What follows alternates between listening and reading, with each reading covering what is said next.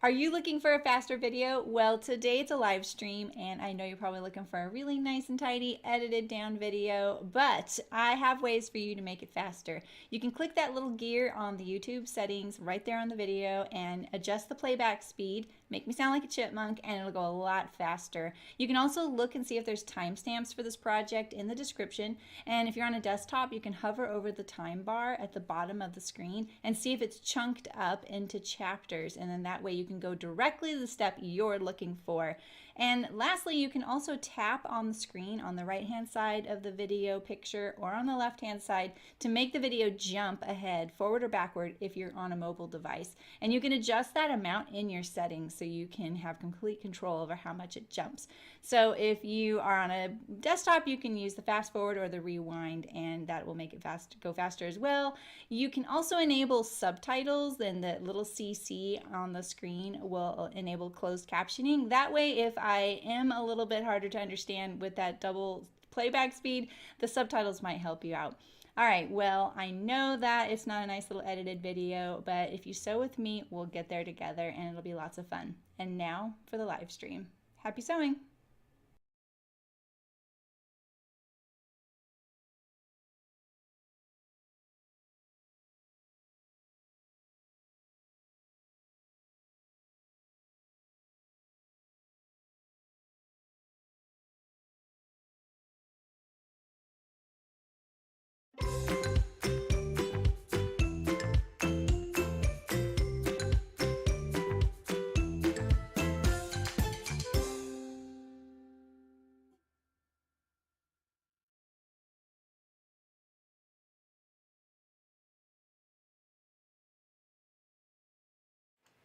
Hello, how's it going?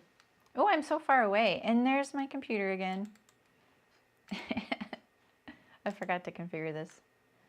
Meow.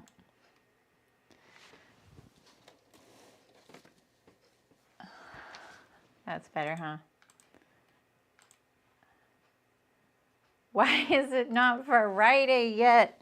Well, Saturday is my Friday, so every time people are like, yay, it's Friday, I'm like, it's not. Hi, Elizabeth. Hey, Gary. Hey, Margaret, Shem.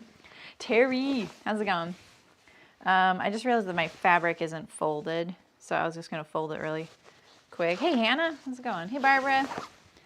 Saw you catching up on the stream.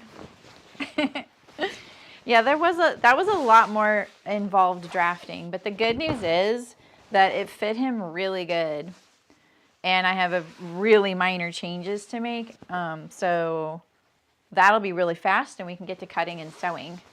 So, eating lunch and watching an AI generate dress patterns. What does that mean? You like the fabric you're seeing? Oh, yeah, this is great. This is their, this is from Hearts Fabric. I do a lot of my fabric shopping from there,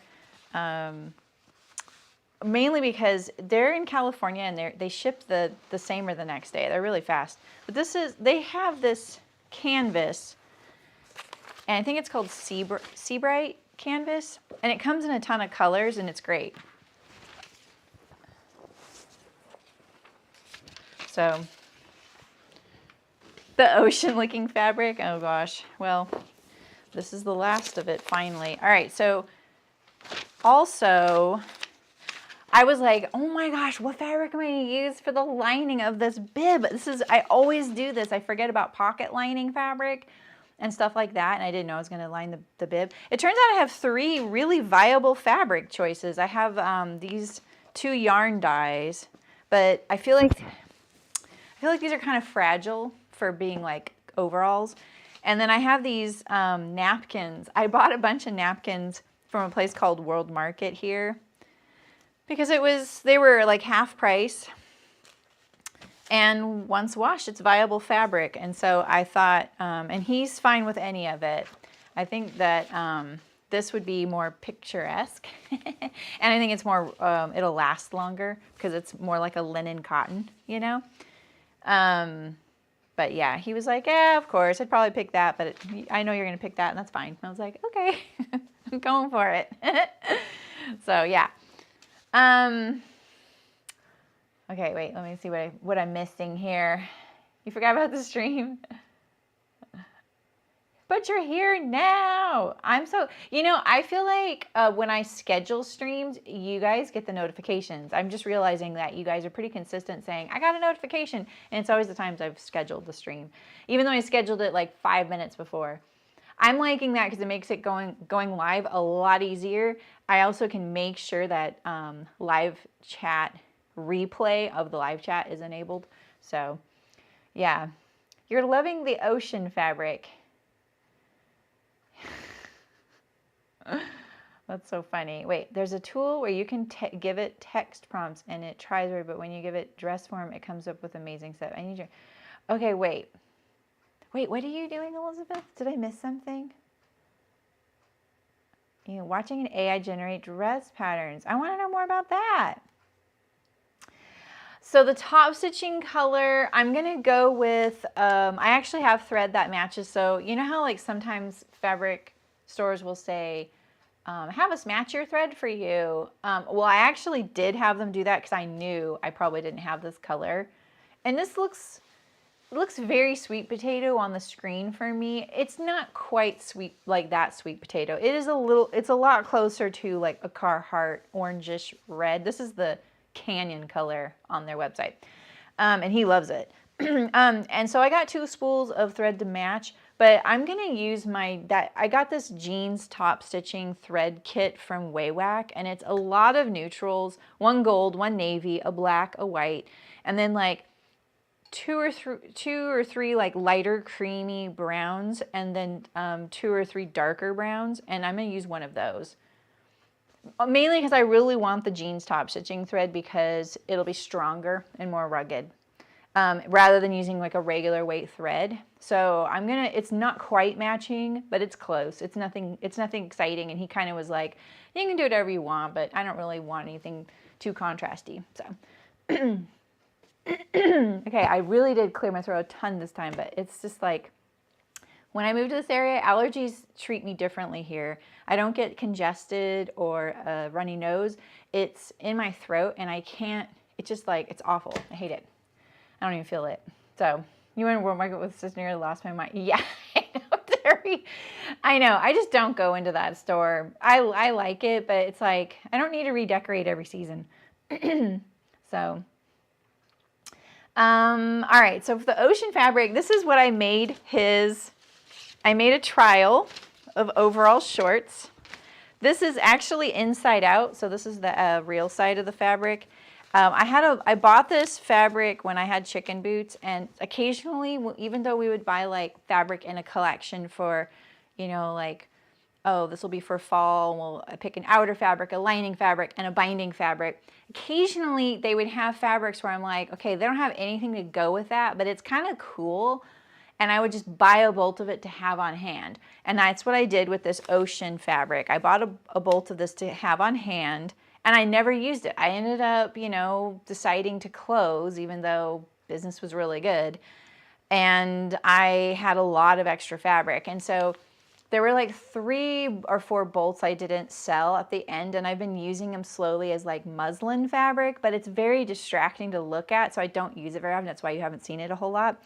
And that's what this is. So this is my last couple of yards of that. And then my husband was like, you can't take pictures of me in this today, but I did.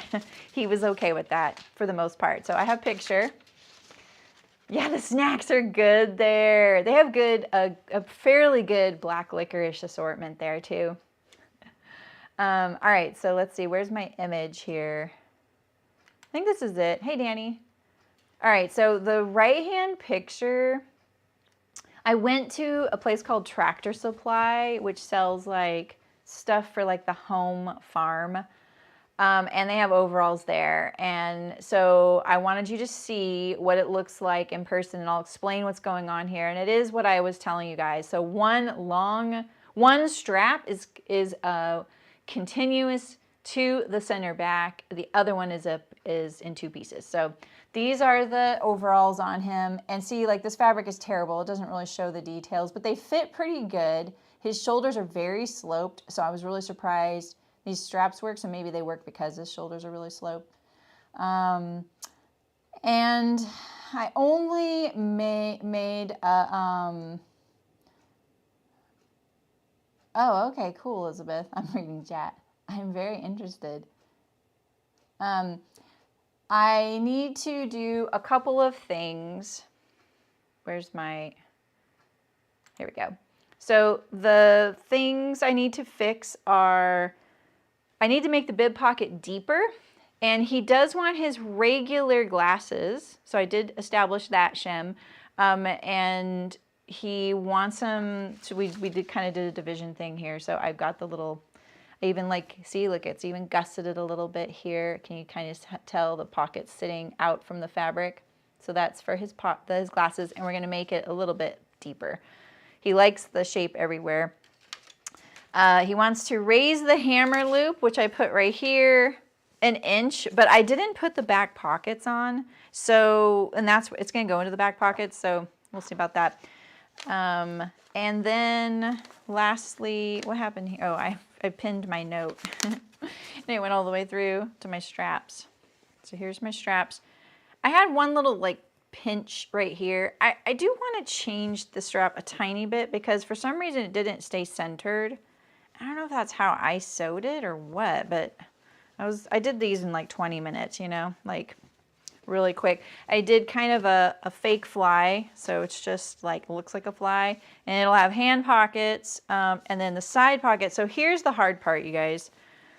I don't know if you can see this, but do you see right here? This is the hand, where the hand pocket is going to be, and he wants that knife pocket on the side kind of high up.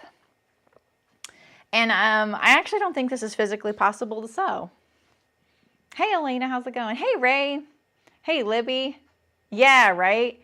Lots of German style licorice, yeah. Yeah, and the Scandinavian stuff sometimes. Well, okay, how kind of Lala picks, right? Yeah, I have to dread the DM. Now I know what it is. It's so true. I got a lot of them today. I was like, what are these DMs? Now you know how I feel about this. I'm such a weirdo. I know this is like partly my lifelong struggle. Like, I'm like, here I am, I'm putting myself out there, but don't talk to me. That's not really how I am, though, I promise, but I just get really scared. Really, because I'm just scared I'm going to disappoint someone, you know? So, and I am not everybody's sewing monkey, right? So, I can sew the knife pocket, Michelle, but I like this positioning will be really hard because let's think about how this is sewn. So by the point that you would be putting this pocket on here, this side seam is sewn, right? Well, oh, I just thought of a way around this. Because of that, that means this pocket will have been fully finished, and we know it's anchored at the side seam here. So if I have this pocket sewing centered over the side seam, but this pocket is here too, I would be sewing essentially, trying to avoid sewing through the pocket bag. So I'm going to lower it a little bit from what he wanted, which is fine, he said. But you know what I'm thinking right now is what if it doesn't straddle the side seam? What if it's like right along the side seam towards the front? And then that way I can attach it to the front before I even do this pocket. It's a pretty narrow pocket. We're really only talking about it being 1.5 inches forward more. That's it. I think that's a good compromise, but we can kind of look at it and see, maybe I can pull it off, maybe I can't. I don't know. So, you know me, I love it when I'm like, oh wow, that's not possible. Let's make it possible. Yeah, so this is this little pocket here, right? And then I want to see the size of the pocket bag. Oh, this is it right here. So yeah, so I have, I have this much of my pocket bag right here. Oh, maybe I can do it. Oh wait, no, I'm looking at the wrong seam. So that's where that would go. So see, like if this is anchored into this side seam, I can't really lift this up, you know? And do you guys remember when I sewed the cargo shorts last summer by Wardrobe by Me? And I had a lot of trouble getting that cargo pocket on and not interfering with the hand pockets. And they're pretty low. Like when I see my husband use them, he's like this. You know, which when you bend over, it just pushes it lower, like makes the pocket even lower. It's like a little dance you do with your cargo pocket. So, okay. That's okay, right? Can you sew it to the front only at the beginning, and then when you do the side seam to the bottom and the back? So like do it in a two-part thing. Let me sew in my head for a second here.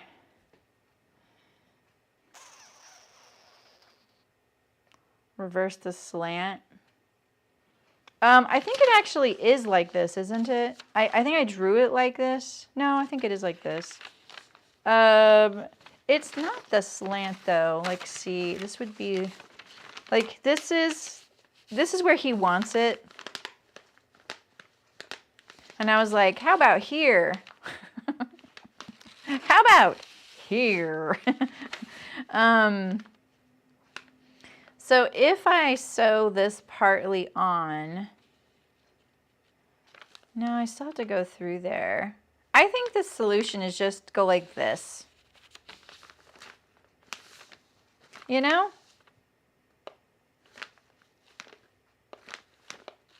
We're talking about 1.5 inches.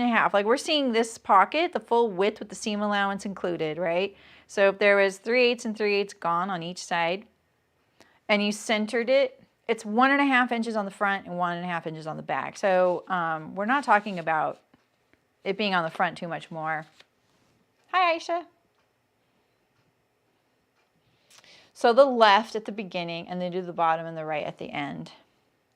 Yeah, but the problem is I could only do, oh, right. I don't have to go through the top.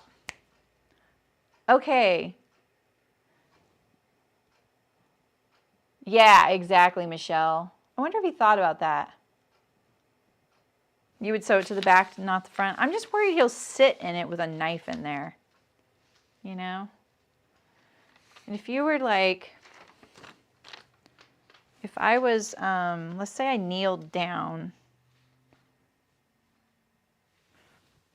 It doesn't seem to be, as long as it's above the knee, which is clearly above the knee there. Oh, you know what? I forgot to mark the reinforcement patches on him. Yeah, you're right. I can just sew this right here, right? This is flapping. I do my whole pocket and then finish. Thank you, Shem. I don't know why, but I kept picturing sewing across the top of the pocket. That wouldn't have been very useful, would it? Okay, cool. We figured that out.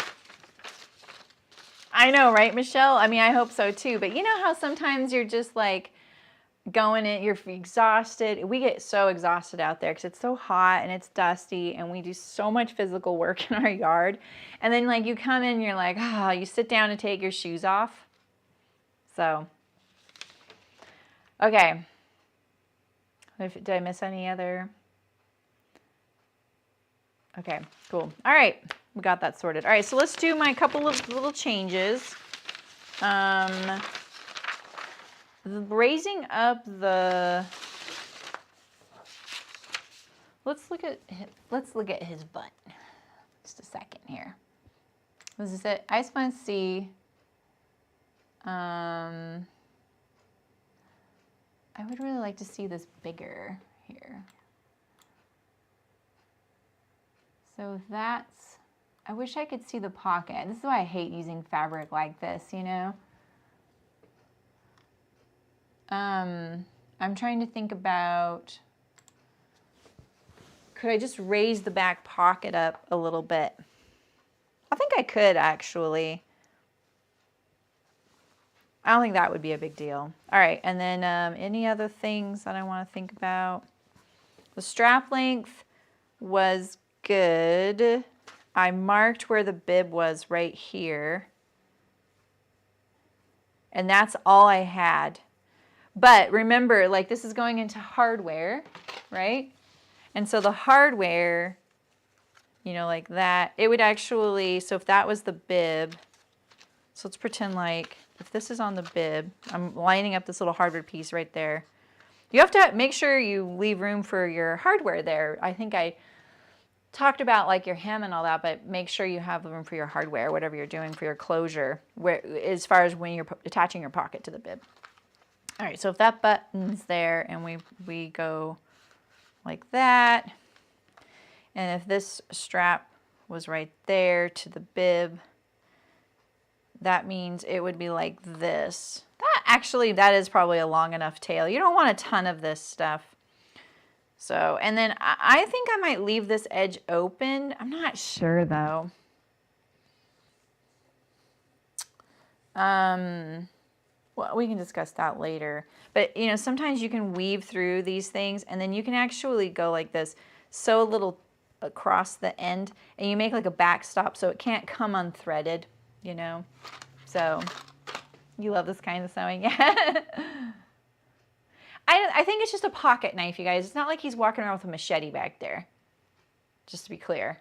You know, just like a little, it's you know, it's shut.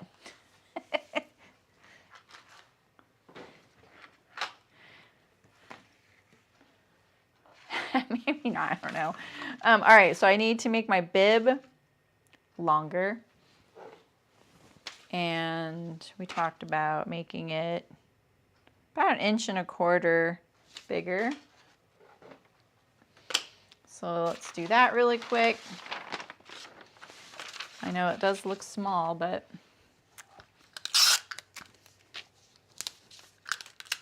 I got a bunch of tape yesterday, so I can still tape to my heart's content. I'm gonna do like that much.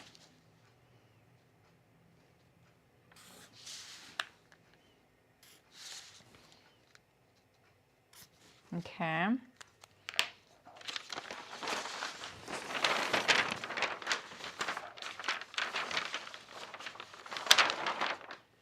It's me that has the machete.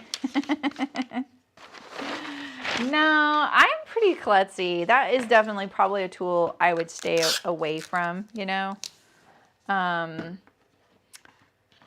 you know, I mean, lately I've been cutting a lot of brush and stuff, so we use a little like, we have all electric tools now because we're on solar, and so it just makes sense for us. And so we have a little electric chainsaw and we have a pole saw. I use those a lot.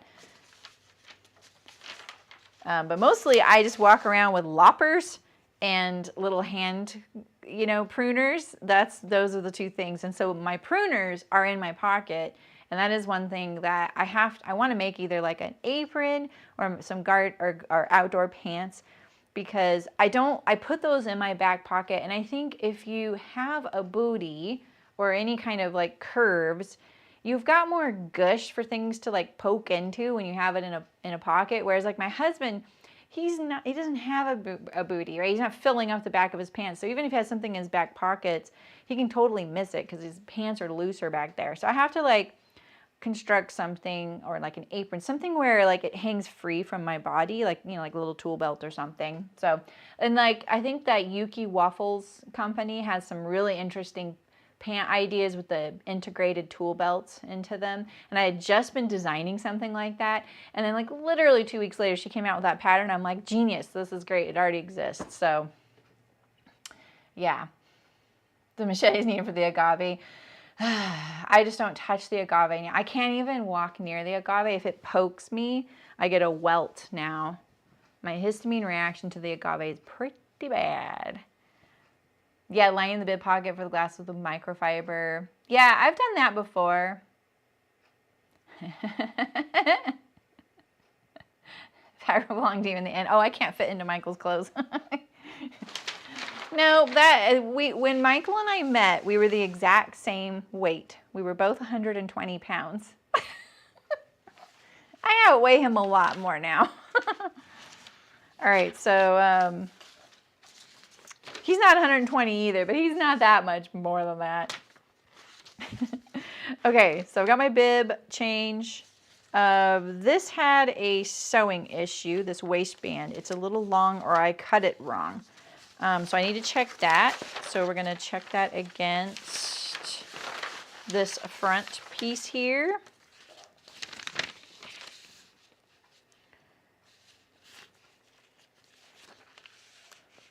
Because, oh, it's barely any bigger. That's interesting. It was a lot bigger when it's like this, it's a seam allowance too big. And then, where's my bib? I'm gonna try and blend this in here. Not making a professional pattern, so I'm definitely doing like quick and dirty pattern changes, you know? All right, we have our bib. We have our waistband, bib pocket. I want to add seam allowances to the front and back pant. Maybe this reinforced knee. I need to deal with this. These are all okay. These are all okay. All right. I feel like I'm missing a piece. What is it? What am I missing? Am I missing something? Maybe not.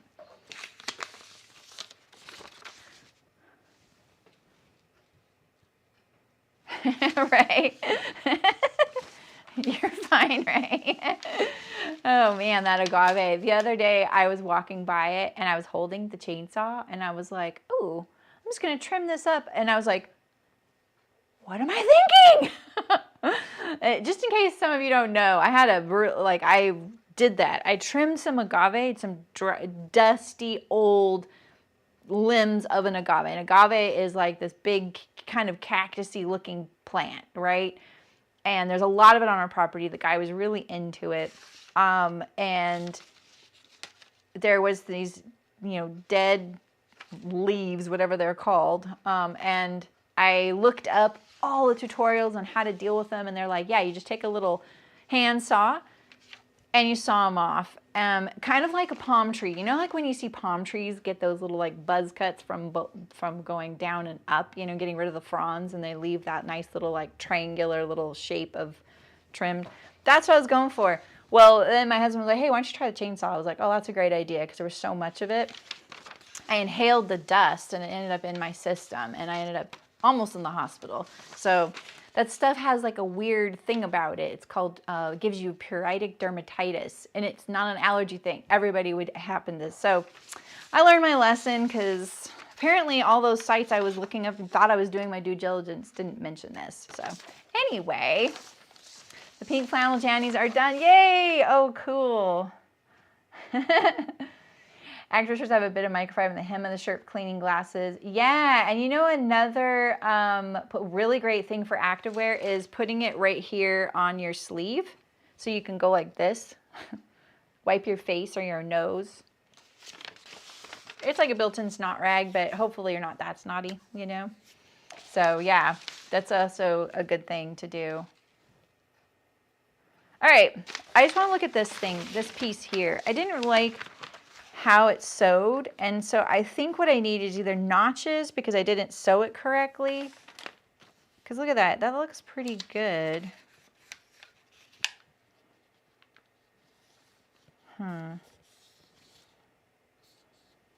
Maybe not though. Let's trace this off.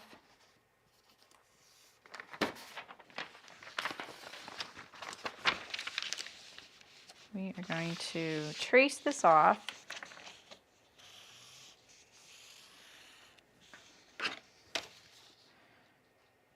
And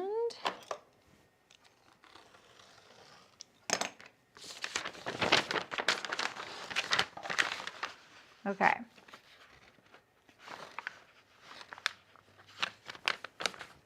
Oops.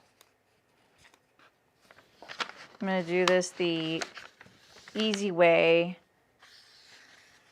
because sometimes I'll make a mistake, because when I'm live streaming and stuff and I'm paying attention to other things, I'll forget things. So I think this will be a really easy way to be like, see what was going on here. And that is exactly, I kind of need to fill this in right here. And so if the seam allowance is what Oh, it was agave dust. Yeah. It was just the like dead agave branches. So just be careful of it if you have it in your yard and you're trimming it. Oh, okay. So did you see this picture, Shem? Let me show you. See that picture on the right? That I went to Tractor Supply and I took pictures of their overalls. They had two brands. They had Carhartt. This is Carhartt. And they had a brand called Liberty. Of course they did. And the Liberty ones were done, they were done like a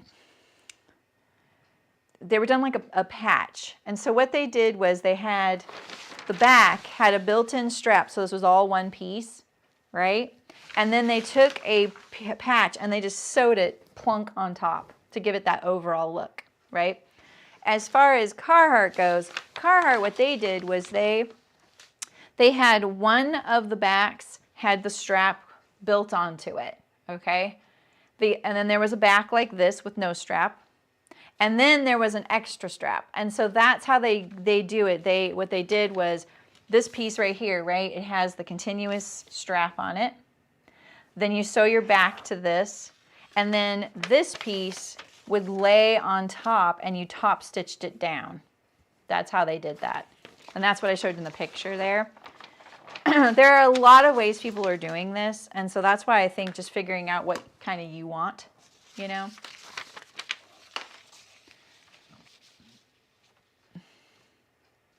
Oh, you poor tiny human, Danny. That's no fun. All right, so what I found when I sewed this was I was having trouble lining it up back here. And I was like, you know, I'm sure I got this centered, but look at my diamond. Do you see it's off center here? Boop, boop. And so now I'm wondering also if this is going to change. So this is what I did was I took two of these and I laid them on top of each other. And then I laid it down. And then that would actually make that, would it make it off center?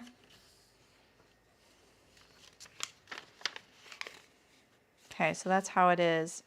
So hopefully I'm not going to change his straps too much. So I think you need to consider the whole back when you're making this strap piece. And so what I'm going to do is I'm going to fill in all this right here. And so remember also your seam lines, right? And how we're going to sew this together is I'm going to hem the top of this piece here. That's what I did. I hemmed the armholes and the top. I sewed the straps together like this, and then I placed it behind it. You could even line it if you wanted. You could even line it and sew it all clean. Could you do that? No, don't do that.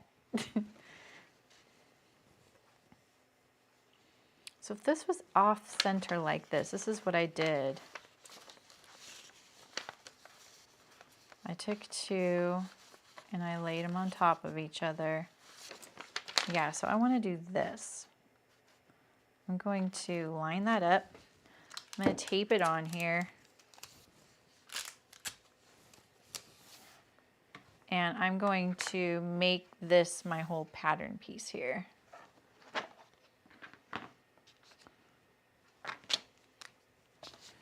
So let's just say that, yeah, that's what I want to do. I'm going to do, this is my center, right?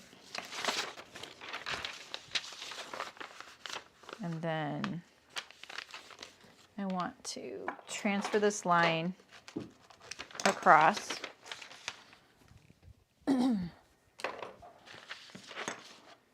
All right, and so now I'm gonna make sure, that's how I'm making sure I got a straight line across. It's perpendicular to this center line. And then let's see, we want this to be more like up here. Let's draw this point there. Oh, but let's look at our intersections. Oh, I hate doing this with Sharpies. Let me just do pencil a little bit and then I'll fill it in and show you guys. All right, so 3/8, 3/8, that's still the juncture. Great. All right, and then 3/8 from there, like this. And then now I'm gonna have something that's more symmetrical. I know I just cut my tape, that's why I hesitated there.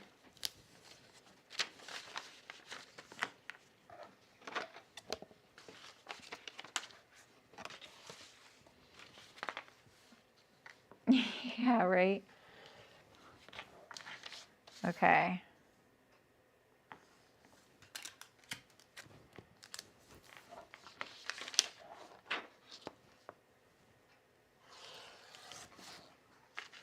So it's more like this.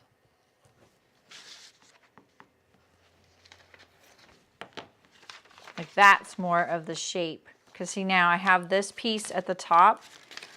Should be symmetrical.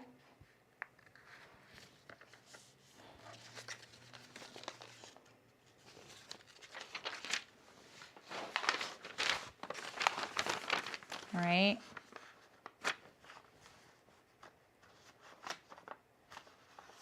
Ignore this line here. I'm going to line up at the center and at that cut line up there. And then when this is turned back, we'll turn it back. I never fold my seam allowances on my pattern pieces. Line it up on that seam or the center line here. Line up that black line. That's what we're going to get. All right, I feel better about that now. Yeah, Zyrtec, that's what I do too. I know. I just take it year round now. It's the only medication I take. Okay, so then the only other thing I want to do is raise my pocket marking up on the back. I'm going to raise it 3/4 of an inch. Like that, and then we'll mark this here. He wants the hammer loop on his right side. And then the other on his left. And then let's mark where that goes. And then I think we're ready to cut. This was here. So this was about, let's see, I'm going to say about 3 inches down on the side seam is where that pocket lands. So that is right here, 3 inches down. Right here is where he wants it.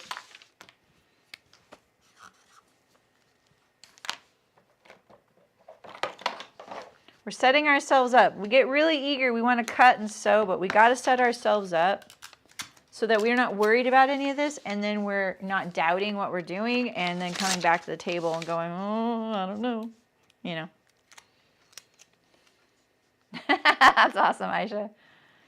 The pocket's moving up because he wants to raise the hammer loop up an inch, and because I removed the back yoke on the back of the pants, I can move those pockets up, and I don't think that's going to be a big deal because they look a little, for me, his pockets always look a little low on him, you know. And, you know, worst case scenario, you know, he's like, oh, these are too high, and I change that, but I can do that once they're sewn. I hope that's not going to happen, you know, but you never know. All right, I'm just getting rid of these notches so I don't accidentally cut them.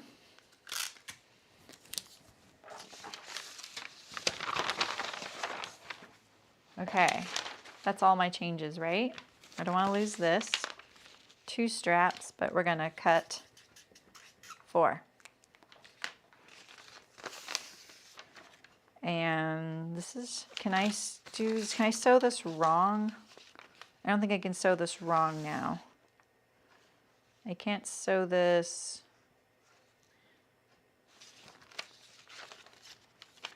Can I sew it upside down? I could probably accidentally sew this upside down. So let's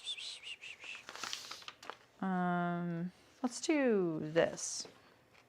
Let's put a double notch on this side here so we know that's up. And I want to accidentally sew it like this. Okay. Okay, Carrie.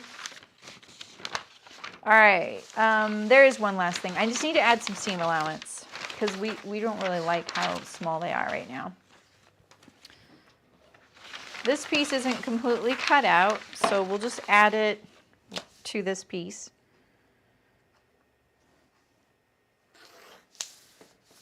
What are we thinking? I think I'm probably going to overlock the outer side seam. So I'm only going to add 1/8 of an inch here. Oh, this changes like all these pattern pieces, you guys. And we're going to add a little bit more to the reinforced knee. Am I going to be able to do a flat felled seam with this, I wonder?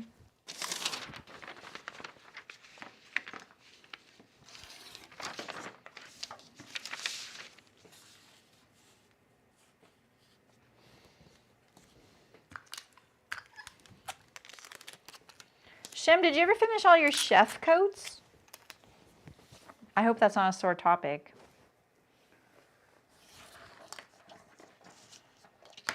Okay. I'm going to just make a visual. Red is what I want, you know? Okay.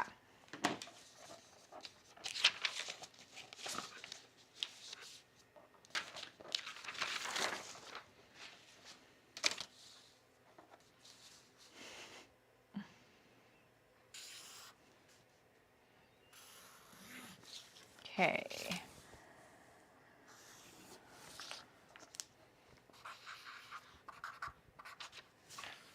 I always do this, get rid of, like I X out the line I don't want right at the corners because, you know, when you're going around with your rotary knife like this, and typically it would be the pattern piece on your, if you're right-handed, the pattern piece would be on my left and the rotary knife is like this, right? You always keep your pattern piece to the inside of your rotary knife. So if you're left-handed, you know, you'd be going around the piece like this, right? But I go around like this.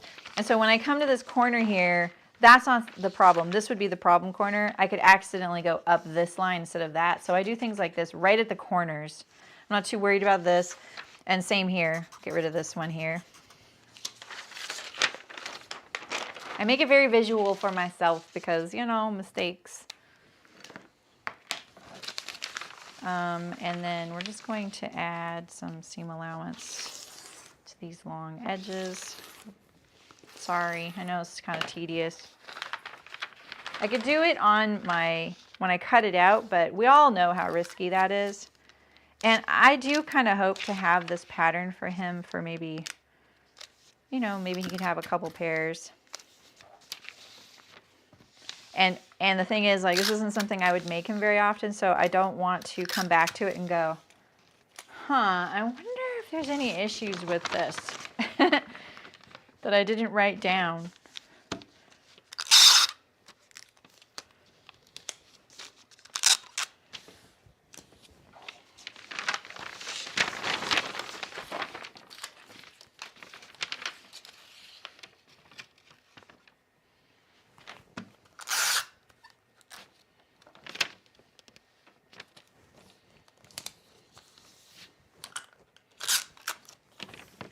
Okay.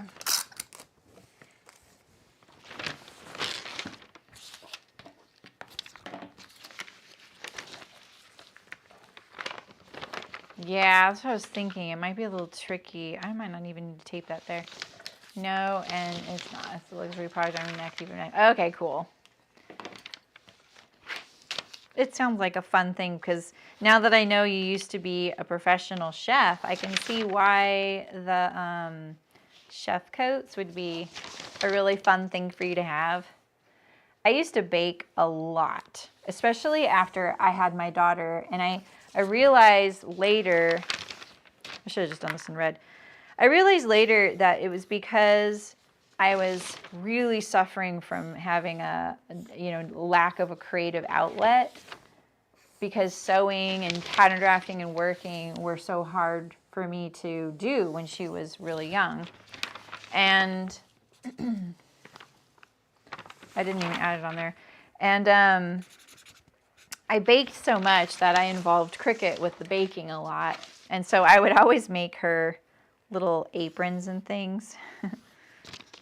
And like, that's one of the pieces of clothing I've saved, was the very first apron I made for her. And it's like so tiny. Like, I can't even imagine she was standing there wearing an apron at that age, you know? And it's got blueberries on it. It looks like realistic blueberry. All right. There, and then this one here. Okay. I just wanted to add 1/8 of an inch there, but that looks a lot more than 1/8, doesn't it? Jeez Louise, Saremy, can you just get your act together, please? It is 1/8 there. It's just freaking Sharpies, man.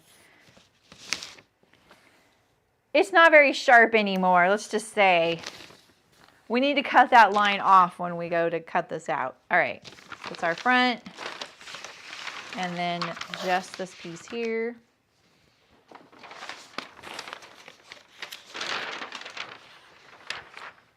Would I do a flat felled seam maybe on the center back rise? You know, like that really long one there? I won't do it on the side seam. The side seams are just, it's just too hard to do a flat felled seam there. And I don't really find it as necessary.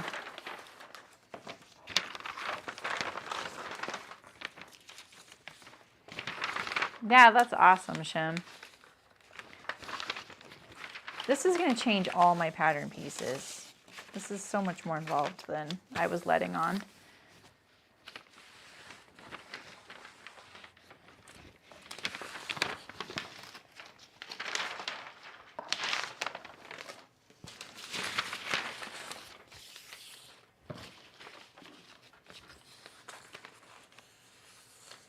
Just need it to get to right there. Okay.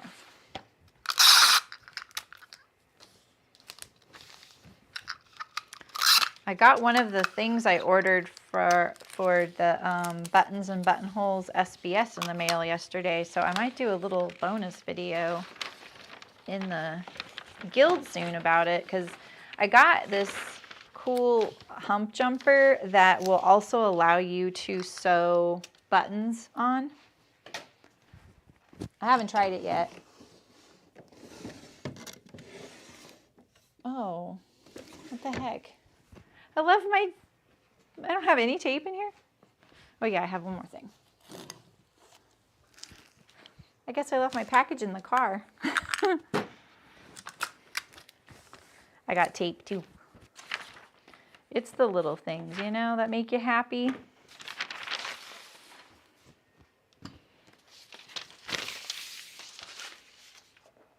Do any of your sons like to cook, Terry?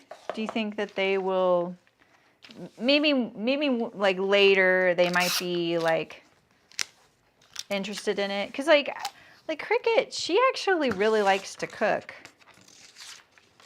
and I feel like that came about, like I could tell she was kind of interested in it, but then you know, she wasn't picky, and then she became a picky eater, and now that she lives on her own, she really does cook a lot, and I'm actually really surprised. And I think it's just partly because she just did that a lot with us. Or she's a lot like her dad. Because I'm not much of a cook. I like to bake. That's different. Baking and cooking are different. Baking is a necessary skill. Cooking isn't. I know I just triggered like half of you. I'm just teasing. I remember one time... Me and Michael went out to this really, like one of our favorite restaurants at the time, and it was a kind of a nice one, you know, like a one you splurge at for a special occasion. And I remember seeing that they had a really small bar there for like usually for people waiting to pick up an order or have a glass of wine or whatever. And it was a really tiny restaurant. And I remember seeing this guy I kind of knew. He had a business. He was single. And he was just literally just eating dinner there like he ate dinner there every night. And I was thinking, wow, that's pretty nice. And then I started, like years later, I remember thinking like, let's face it, Saremy, if you weren't with Michael, you would do any job you had to do to be able to afford to eat out for just about every meal. Like that's just, sometimes you reorganize your priorities because you really don't want to do certain things. I like cooking a lot more right now, but I like eating out.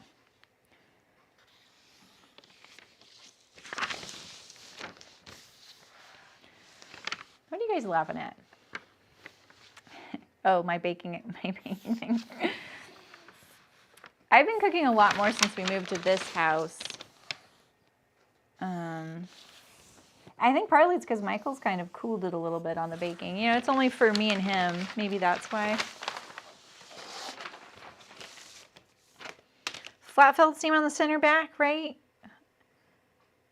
I think I might do that. I'm gonna need all new Sharpies after this whole project. I have boxes of those though, still from my pattern drafting days. Okay. So you just like, you figure out your seam allowances before you start your project. This should be a good lesson. It's so tedious to add them all. And yes, I know I could just do it on the fly, but you miss one and all of them are kind of done then.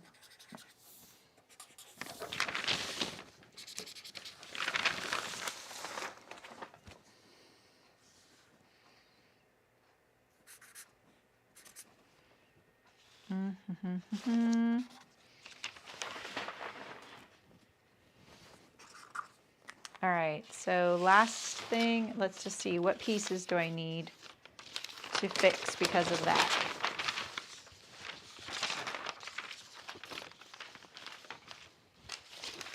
You, and you. I need to add a tiny bit to this pocket facing right here.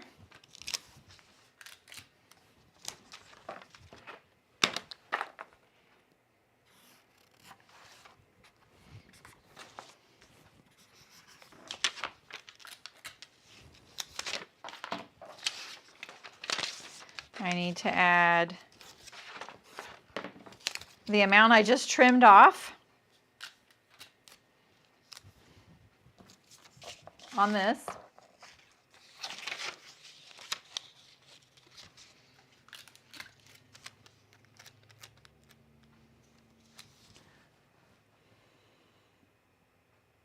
Oh my goodness.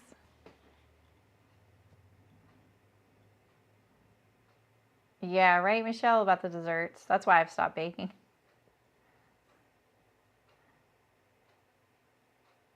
Oh, that's great, Shim. I do a lot of prep on Sundays now, just so I have some good lunch options and I don't eat badly. I still eat. You guys, the thing is like I have such a huge sweet tooth. I really have to manage that stuff. So.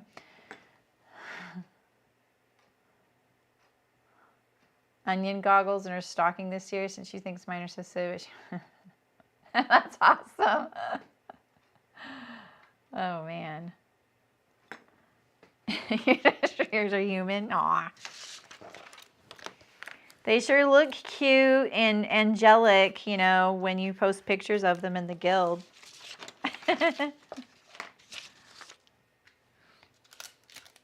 Yeah, I always gave Cricket like the real kitchen gadgets. One thing we did too was we had one drawer in the kitchen, the bottom drawer of like one of those long like you know how there's sometimes in the kitchen there's like 5 drawers. one on top of the other. And the bottom drawer is kind of, you know, they're just going to go through that stuff anyway and throw it all on the ground. So we just put, and I'm sure lots of people do this, we just put things in there she could play with. And then I would even put like real kitchen gadgets like that I get at a thrift store. And, you know, then she would have her little hand mixer or whatever, you know, her measuring cups. And it was great. Like, it would enable me. But she was pretty hard to please in general. Like, it didn't really play by herself. So, I just found a pattern piece on the floor. It was always a very interactive thing. All right. And then this one needs it on both of these pieces here, on the side seams there.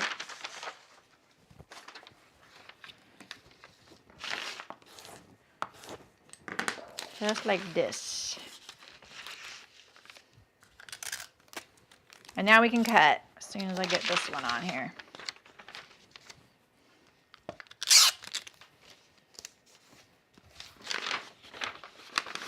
All that for 1/8 of an inch. This is probably more diligent than I usually am. I'm going to eyeball it.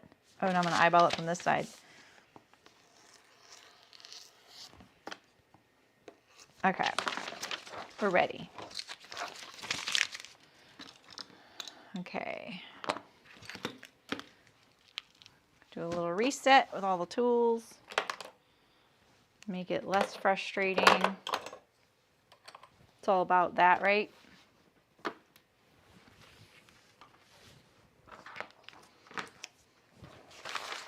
Let's cut our lining pieces so we can get some of these pattern pieces out of the way. And that's going to be the pocket bags, the bib, the waist, and I'm thinking the one side of the straps as well. Let's hope I have enough of these napkins to do that, right?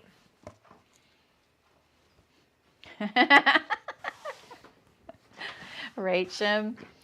I can relate to that. Ooh, does my strap fit on here? Oh, it does. What? I don't think the bib will fit, though. Or I don't think I have enough. Wait.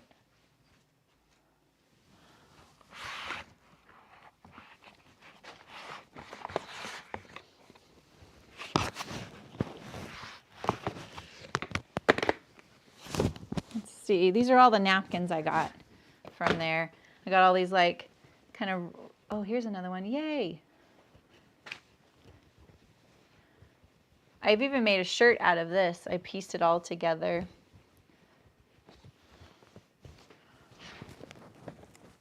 Okay.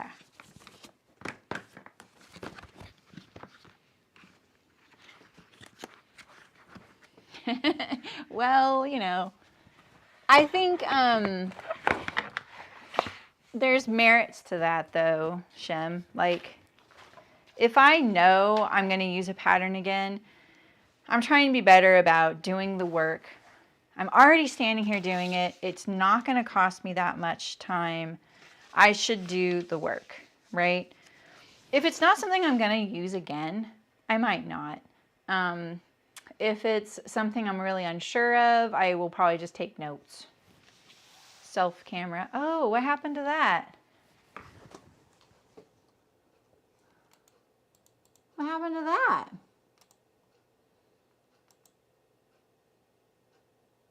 Huh.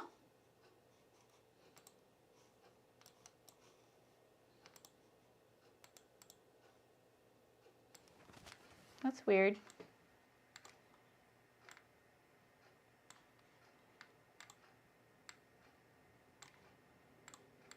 Thanks for telling me, Terry. The small one you for the main screen. Oh yeah, the face cam. That's so weird. I feel like it's doing that because it knows that I'm talking to someone about buying a new computer to do the editing. Because my computer I edit on, it's really bogging down with the editing software. And I'm It's such a great computer, but you just never know what's going to tax your computer until you're, you know, there, right? And I didn't know much about that kind of thing. So I've decided that I'm like, all right, if I sell my serger and I do a few things, like, you know, I'm recording a video for someone that I'll get paid for, that kind of thing, I can get a computer. I'm going to buy myself a computer. But then that means this computer's jealous, you know?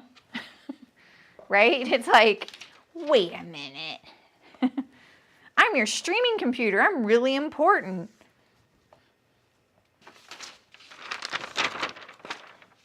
All right, so here, this might not be a good idea using this.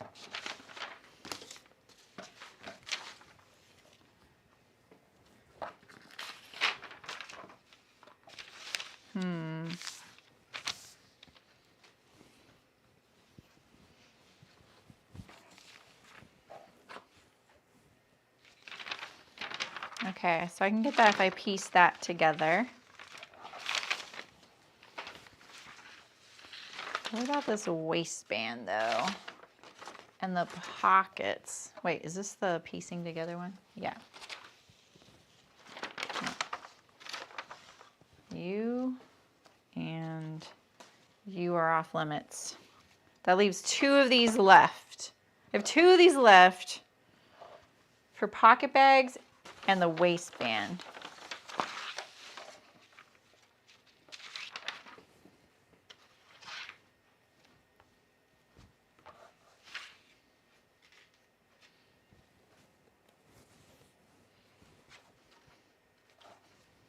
Okay.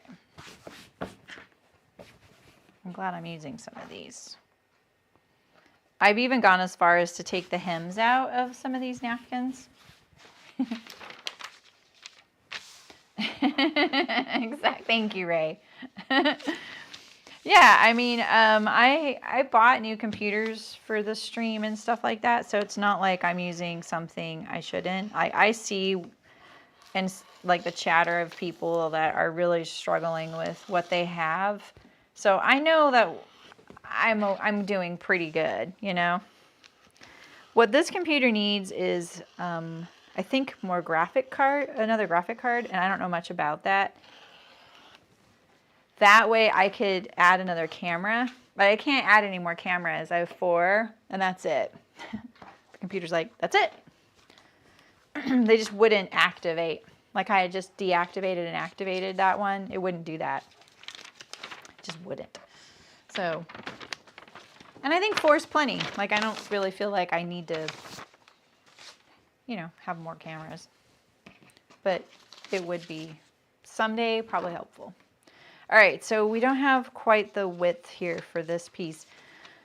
I'm trying to think like, no, I don't think I want to use 2 layers of canvas. I think I will piece this together. All right, so we're going to piece this together, and we're going to piece this together. So we're going to do that really quick on the machine. I'm going to leave the face cam off.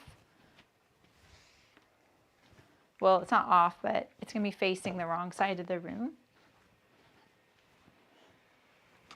And let me see.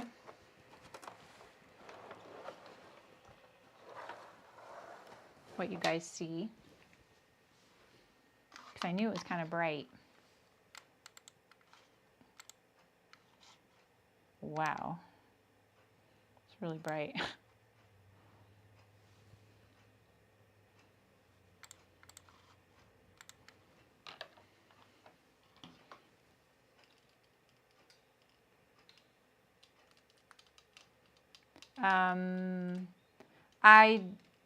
What I do, Libby, is I record on this computer and it automatically like saves it to this computer. And then I move it to an external hard drive because I take it home. I do that because my internet isn't good enough at home to download the video from my cloud. There's a lot of things you have to like consider, you know. Let's see. I think that would give me a big enough piece. if I wanted to match the print pretty good. They look kind of like carrots.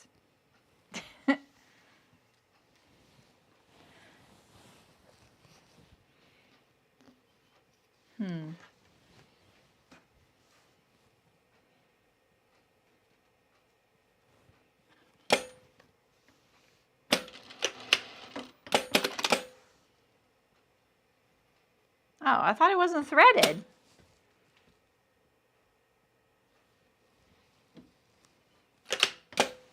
Yeah, the big joke that nobody is laughing at anymore.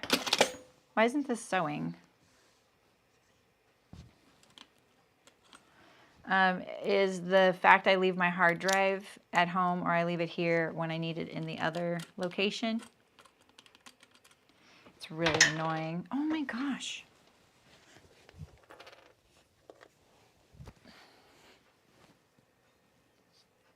Sheesh. Why isn't my machine sewing though? It's probably, maybe the needle isn't all the way in. I just changed it. That's probably what it is. Or, no, I have it the right way. Oh yeah, it wasn't all the way in. Haha.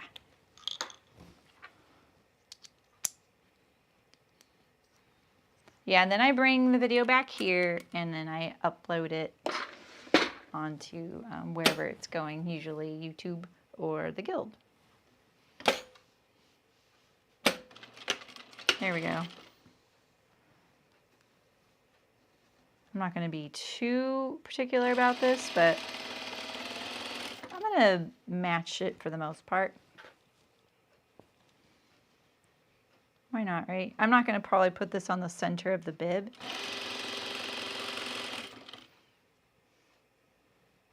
I'm just aiming for carrots, but the printing is a little bit different scale from one piece of pattern or fabric to the other.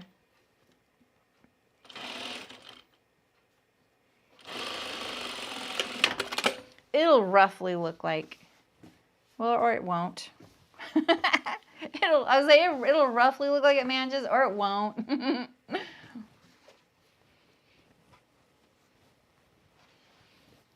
Because now what I'm going to do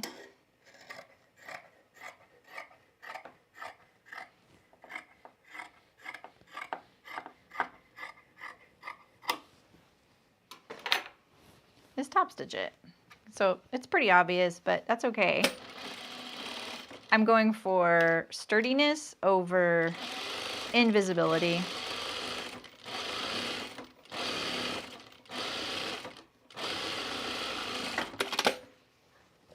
And then this is the waistband.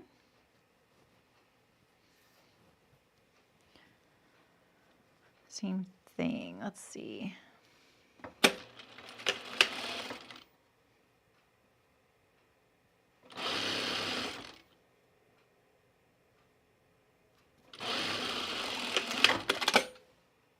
What was that?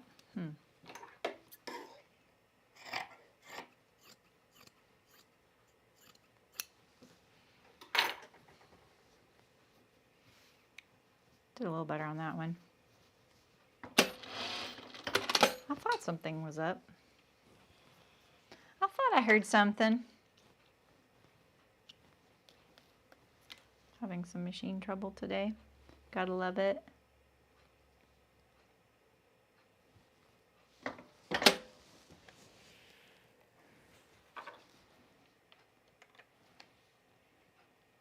Just gonna move it a little bit.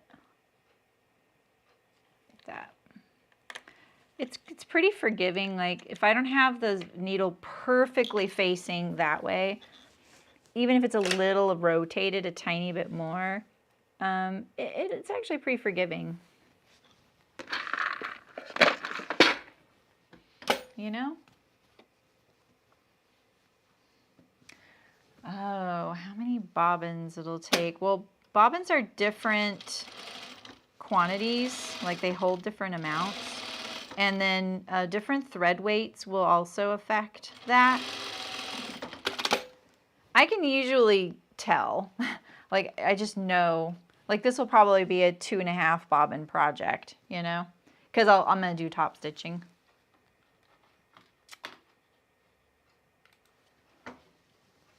I always think though that someone should buy the larger spool of thread. And I know that when you're first learning to sew, that the expense of thread, it's just like, oh, you know, I want a lot of colors, but it's a lot of things to buy, and I understand that. Well, what I will say is that a cone of thread is about the same price as a big spool of thread, and so I say go for the cone and a way to hold the cone for your machine sewing. If you really want to, you know, not have to buy thread very often and not run out. Cones take up a lot more space though. So there's that. So, you know, it's just like, what do you want to deal with, you know?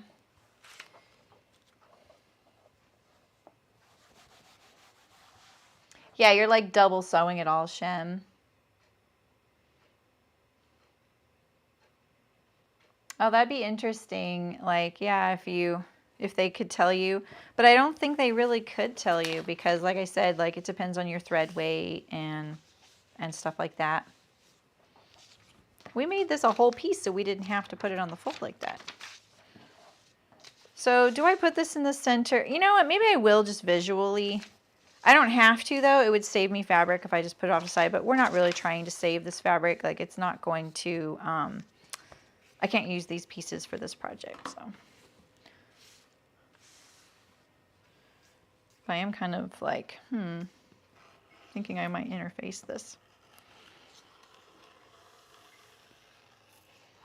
Or maybe just use 2 pieces of fabric.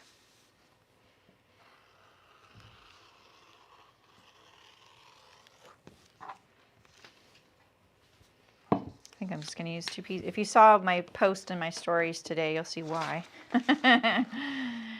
I'm a little over fusible interfacing right now. So let's just do fabric. We don't need no stinking fusible interfacing. Although the tricot would work really good for this. Maybe I would use that. Even if with 2 layers of fabric, maybe I'll do it.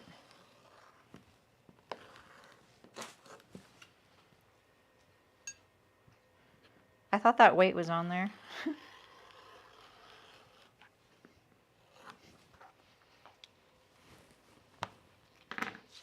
Save that and that.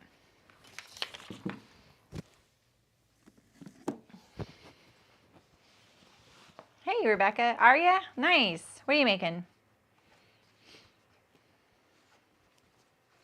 Oh my gosh, a coffee cone. I forgot. I've seen that tip. That is a great reminder. Yeah. You know, my other tip is that if your machine is like there's a wall and behind your machine, right? Like you're looking at a wall. What I've done too is I'll take a push pin and a paper clip and put it on the wall, and then I take the cone of thread and I go through the paper clip and then down to my machine. Because you know, you can buy those like cone holders, and I just find like if you're trying to save money, that is, you know, it's just one more thing to buy, you know.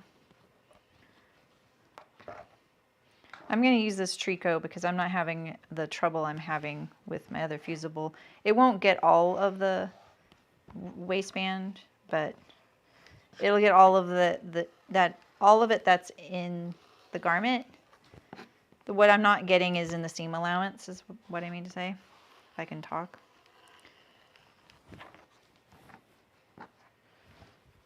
Okay, I don't put that in my fabric scrap bin. Okay, waistband lining. And I think I'll interface these two. At least a little bit of it. Could I do most of it? I think I could do most of it. Definitely cheating. Now I wish I would have gotten the wider roll.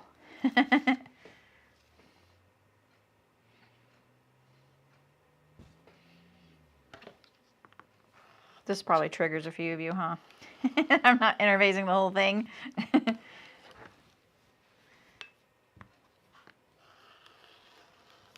I just really want to get the strap down here, really just so that the fabric has a little bit more, you know, stability. Okay, there's my strap. Cut the bib.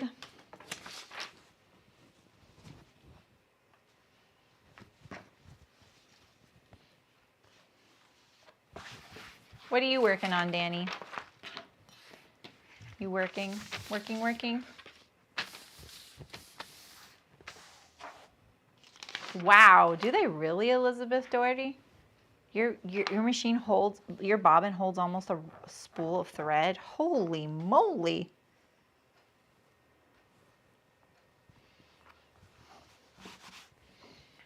So this definitely wasn't printed on green. So then you have to make your choices like, do I want it to look like it's straight or do I want it on grain? Kind of splitting the difference. Let's trim off a little bit more of that red ink.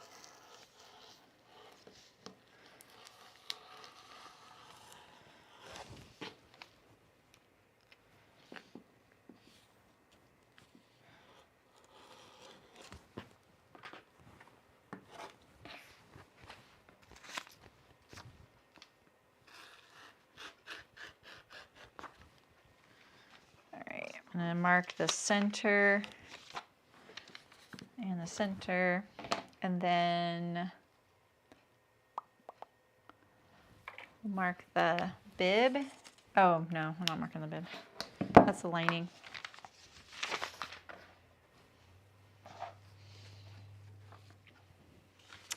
All right, got the pocket bags. All right, so now we're down to cutting our fabric.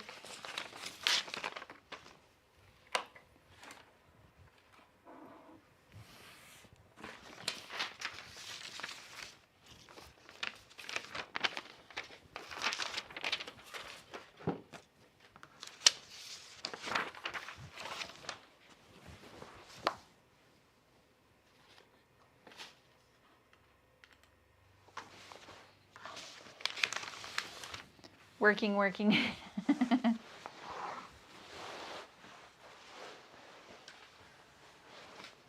I bet you could still run out.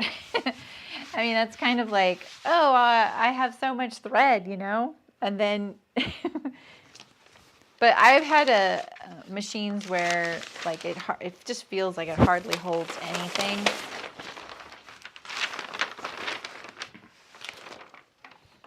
We need to make some space here.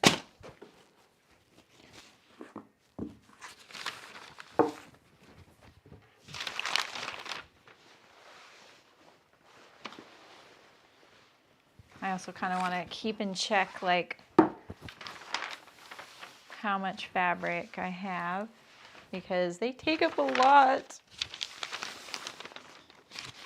Make sure we can get our whole project on here because, ooh, this is gonna be close. Maybe this might be better.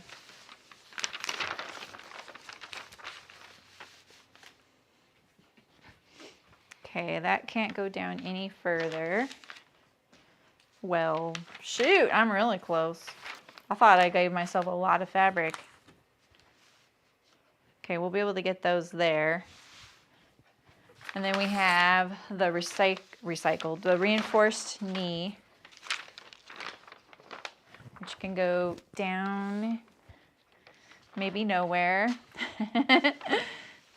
What about my bib? Ooh, this is not looking good.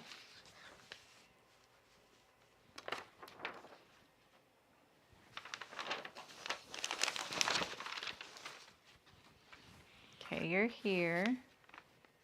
We haven't even checked grain line yet.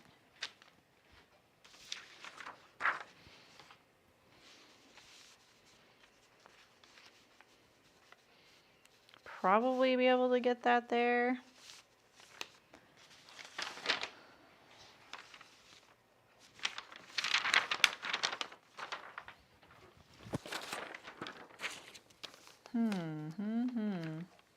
go up with this, maybe. This is so close. This is gonna go here. Oh my gosh, how did this happen? Let's put this like this. Strap. Good thing we're using a lining.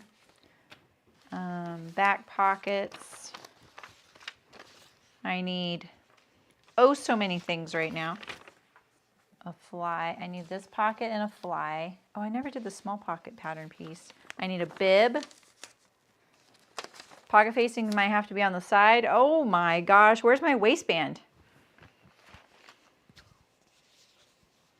Oh, a little nervous. Where's my waistband?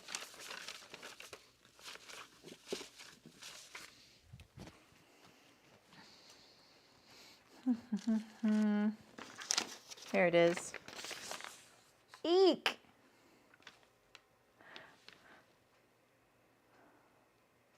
I do need the bib on the fold. Yeah, right, Libby, I know, huh?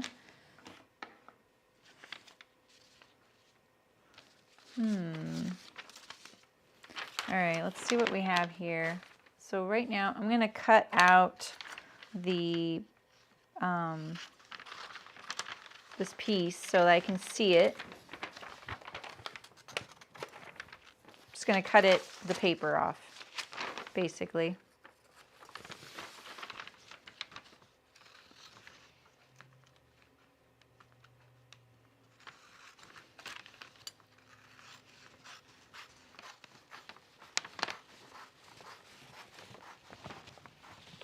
Maybe I thought this fabric was whiter when I ordered.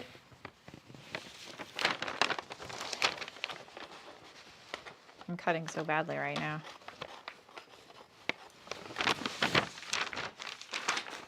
This is the length I want too, so I don't really have like extra with the hem, you know, how you can kind of go, well, you know, I knew it needed to be a couple inches shorter. I'll just have to do that now. No, I don't have that luxury. I based it on his jeans.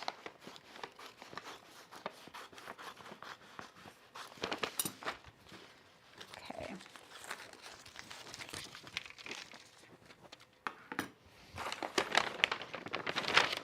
What is the total yardage I'm working with? I actually don't know, Shem. I could probably look at it though, like in my receipts. It's killing you that you can't see the full yardage. It's hanging off the edge of the table there. See that? So I'll pivot the camera again just a second. Let me tape this here so I can move it. I usually always tape my little bits I cut and add on the back side too, but I've been kind of trying to speed up. All right, so that pattern piece is gonna go there. All right, so look down here. All right, so I'm gonna slide it down a little bit so you can see it. Oh, then look right here. It stops right there. See? So then if I slide it onto the table, I'm only sliding it like 4 inches. See that?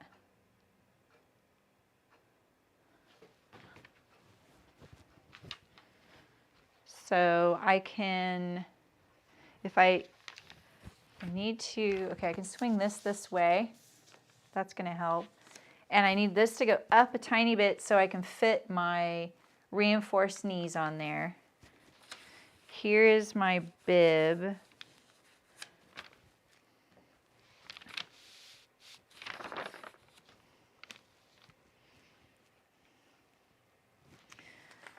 This is the back pockets. So my dilemma right now is the waistband.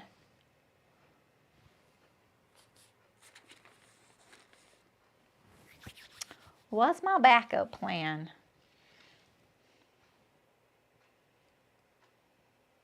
Trim the back pockets. I mean, I wonder if I can get, oops.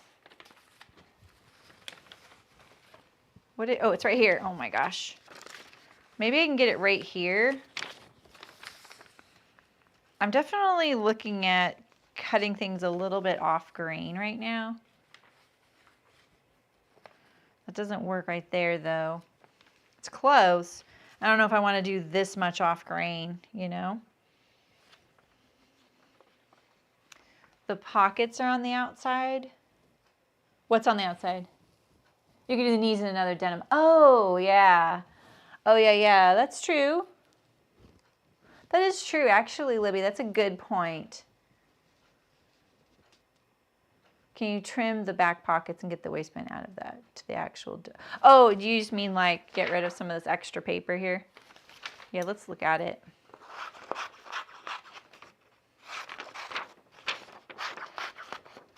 I'm wondering, one of the things I was like, well, maybe what if I added the waistband to the bib? Like make the bib. Like, can I get it right here? Because this is where it's at, right? This is, if I could get that right there, that's what we're talking about. And what if this was over here? All right, that's the strap. That really wants to curl. So we'll put the strap here. I can still probably get this pocket right here. And then that just leaves a fly facing and an outer pocket and the bib. Okay, so we're good. This is only cut one, this is only one cut one, so I've been stacking them like that. All right, we got it. All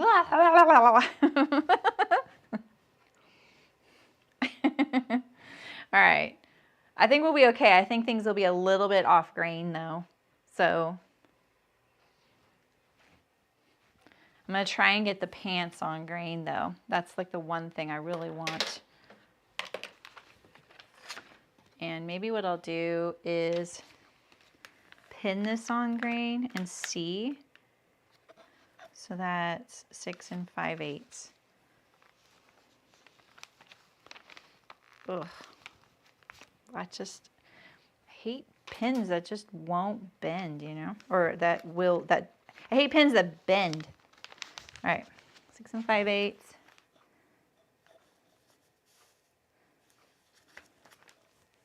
Okay, so this is on grain now.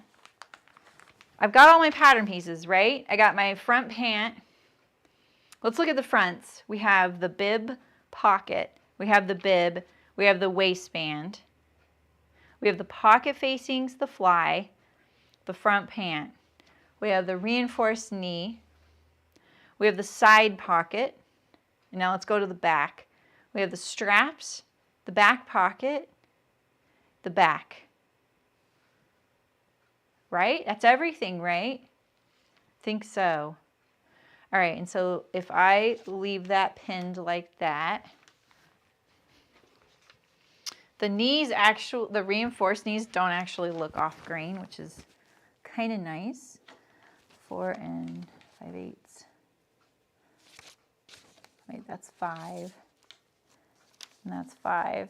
So if I move these a tiny bit, okay, that'll be fine. All right, so this is what I'm going to do. I'm going to fold this up like this.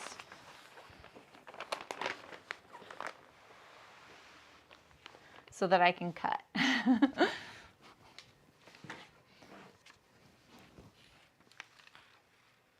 I'm really close to the edge of the table, so you can't see. Let me move it a little bit.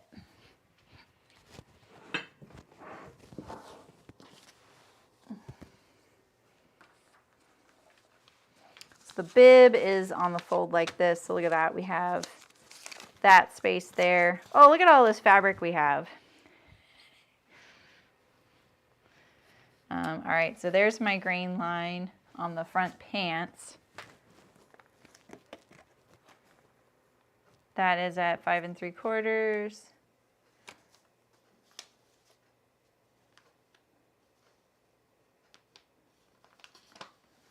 I had to swing a lot. 5 3/4 is right there.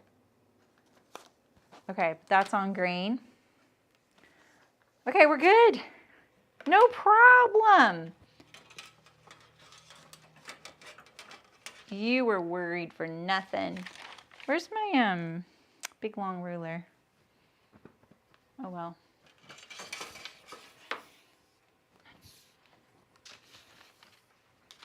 One, two, oh.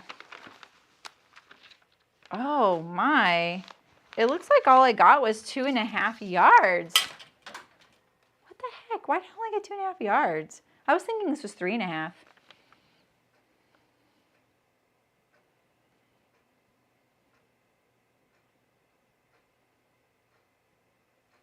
Wow.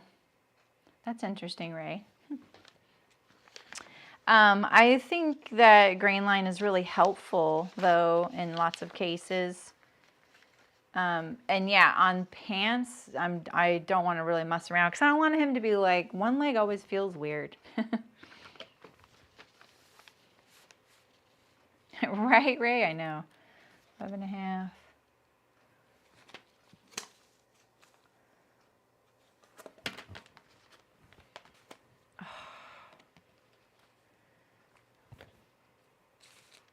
I keep catching my thing here. All right, let's cut. Let's lock it in.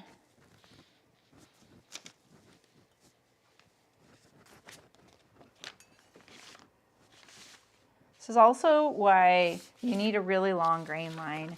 And it drives me crazy when someone on pants gives me a 2-inch grain line.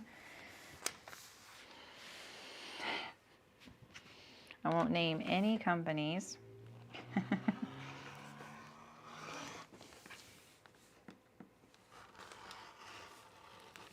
We're going for it.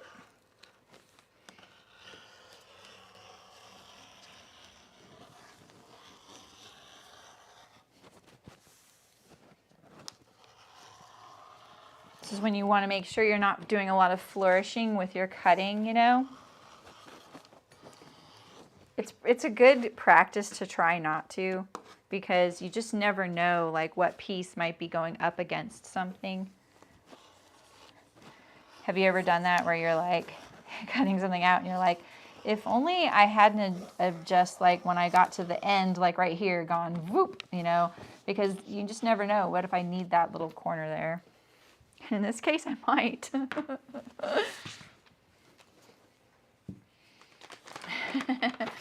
Right?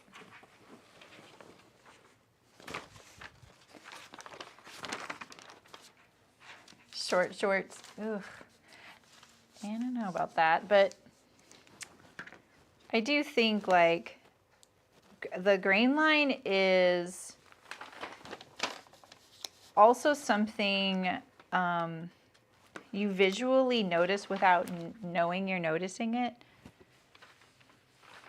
And what I mean by that is, you know, you could sew something, you're like, it always looks crooked to me, you know, and that could be why.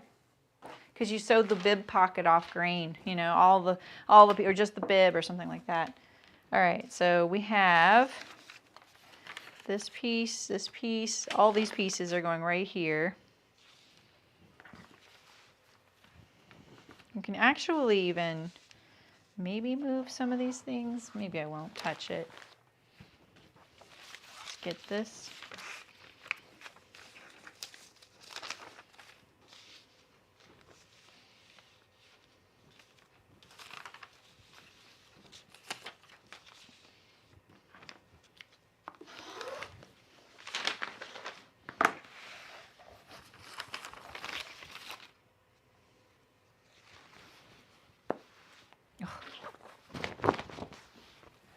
There we go. All right, we need, I don't actually need this. I'm not putting in a real fly. We need 2 of these. Look at, there's a little bit of, I bet you can't see that, but there's something from the laundry got on here. I don't remember washing this with other things.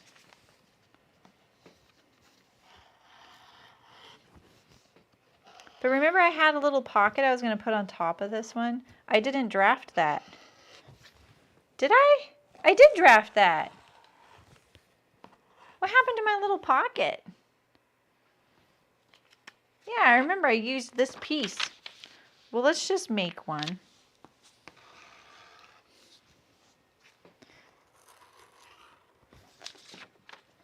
Remember that? We'll say we want it to be, we'll say we want it like that, right?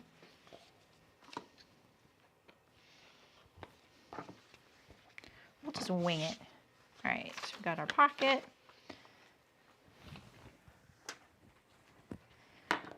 We need our bib still.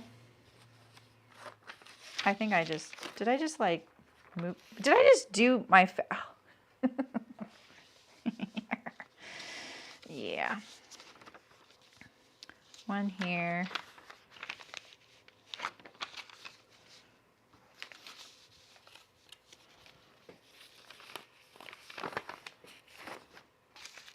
Okay, I'm gonna cut this guy out. This is all like, it's got this like modeling on it. Like from the laundry. Like jeans. Like I was washing jeans with it. Ooh, that was so perfectly on grain up there. You can really feel it when it's there. All right, here's our pocket. Just do my notches.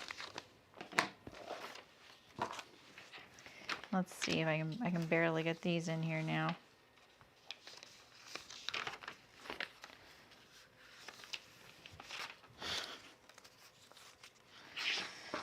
I don't want to talk about it.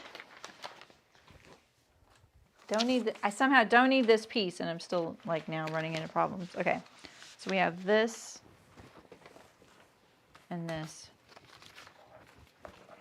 My hammer loop! Where is my hammer loop? 2 3/4 by 8 inches. Thank you, Shem. Little corner sabotage.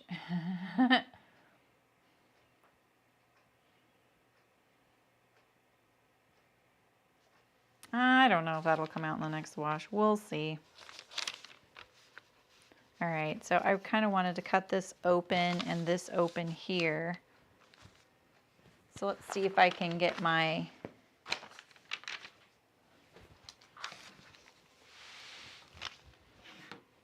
we need the straps here. We're going to put our pocket like that, our straps there, and then I could do that on this cross grain, and then here's my hammer loop, right? I'm not forgetting any pattern pieces, right, you guys? Like, that's everything.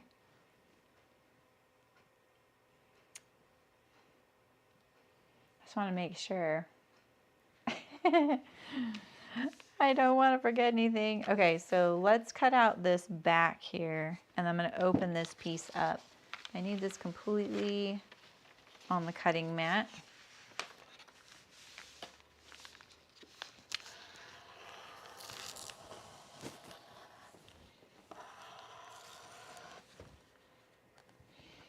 No cutting errors.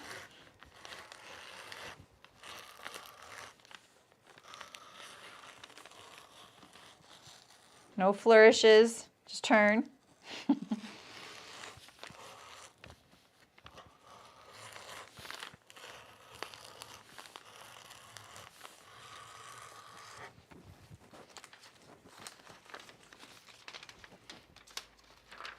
This one's pinned on the grain line, that's why I'm not using weights, but I'm going to add some just to kind of help. It's not like there's wrinkles, but you know how the fabric kind of gets fluffed up because it is kind of slightly like rumpled from the laundry. He's not going to iron these, let's be honest, right? So I didn't iron the fabric. No flourishes down here. We never know what we'll need. Okay. We need these marks here. I think that's it. We have the hammer loop right here. And we only need that on the back right. Like that. And then let's mark the pocket.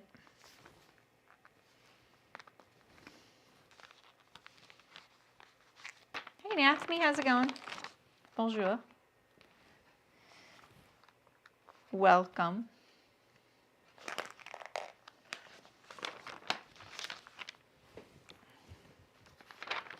We're just playing a little bit of fabric chicken.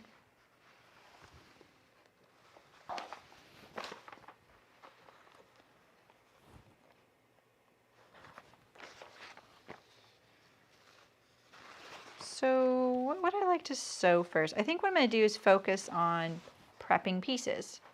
Hemming pockets, ironing the interfacing, maybe prepping the strap, you know, getting all the little things ready. So then the sewing is really fast.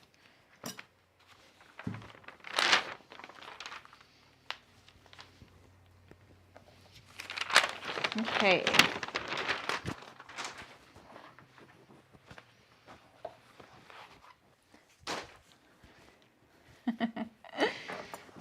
Okay.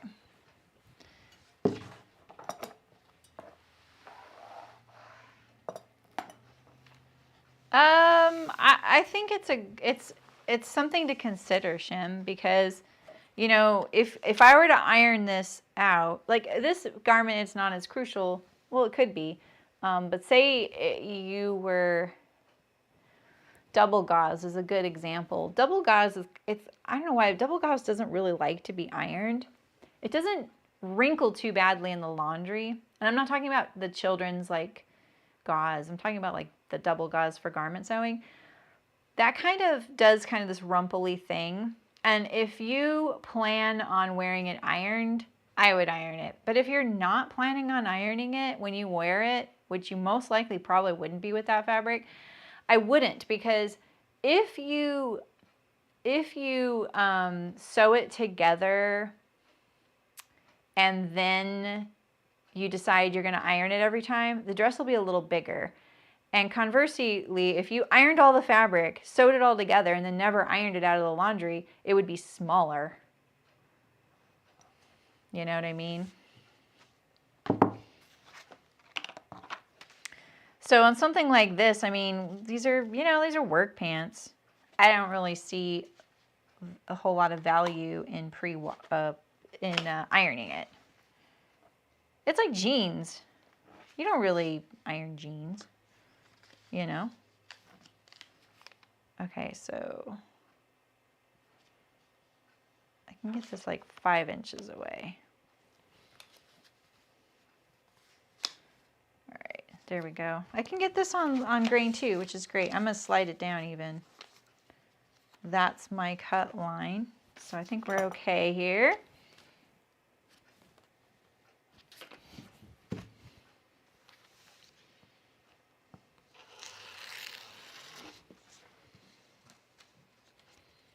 Yeah, right, Terry? It's so satisfying. And, you know, I said I was going to start sewing today. Really didn't think I'd spend this much time doing all this. Oh, I kind of caught my paper weird.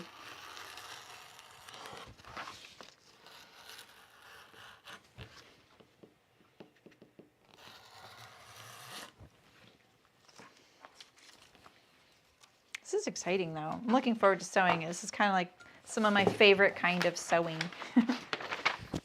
You know, like top stitching. I like really structured stuff, heavier duty. All right, let's cut this guy out. There's a lot of that. All right, so this guy needs to go up there. Maybe not that high. Maybe this piece I have to cut on the fold. The waistband, however, I'm going to cut that open.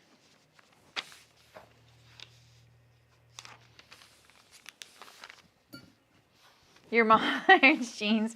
I mean, you know, no judgment.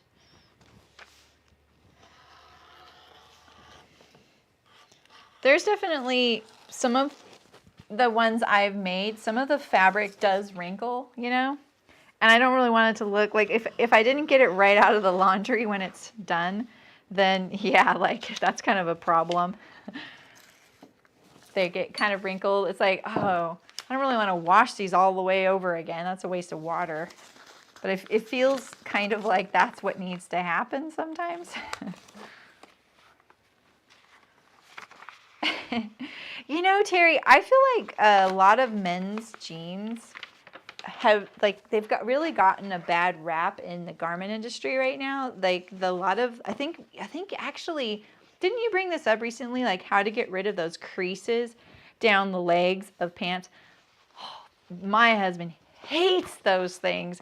I remember, like, he had some, like, canvas pants that he had, and he had to get rid of them because he was like, I can't get over these creases, and the canvas was so stiff that the crease would just be like straight down from his knee, you know, down, and it just looked terrible. And as soon as you get that little crease, oh my gosh, this is barely fitting.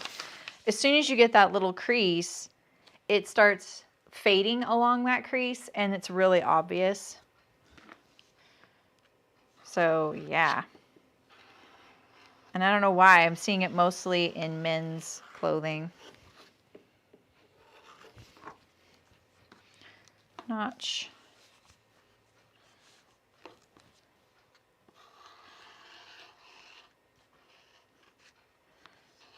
Okay.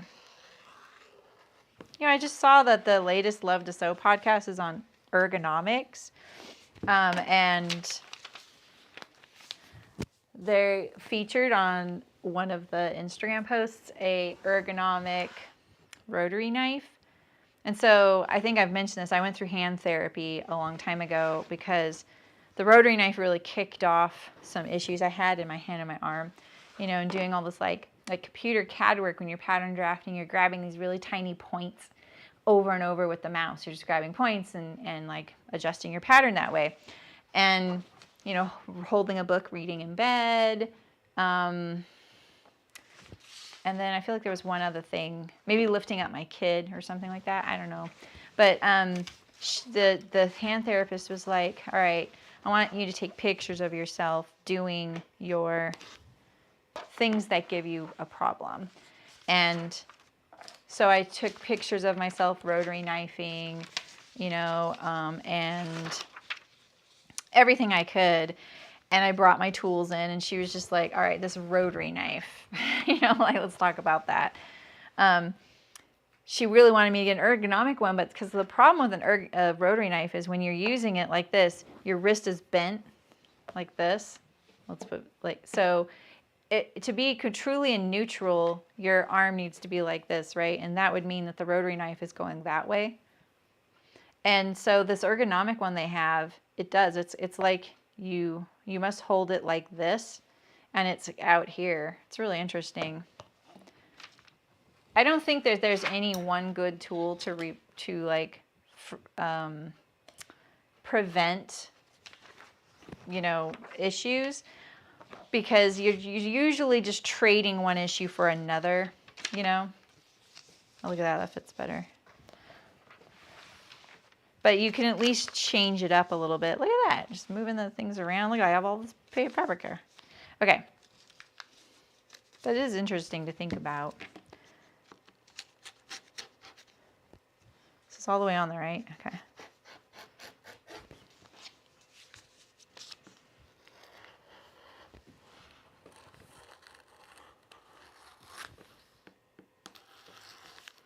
I literally hired someone to do my cutting for me. That's how I got around it. And then I told her straight up, I was like, I have repetitive motion issues from using a rotary knife, and I need help doing all the rotary knife I do. And And so I want to know, like, what's your favorite tool, and do you want to get a couple different ones so you're switching it up? And then we also got a electric cutting machine. All right, I still need my hammer loop. Yeah, those creases are awful. Hi, April. How's it going?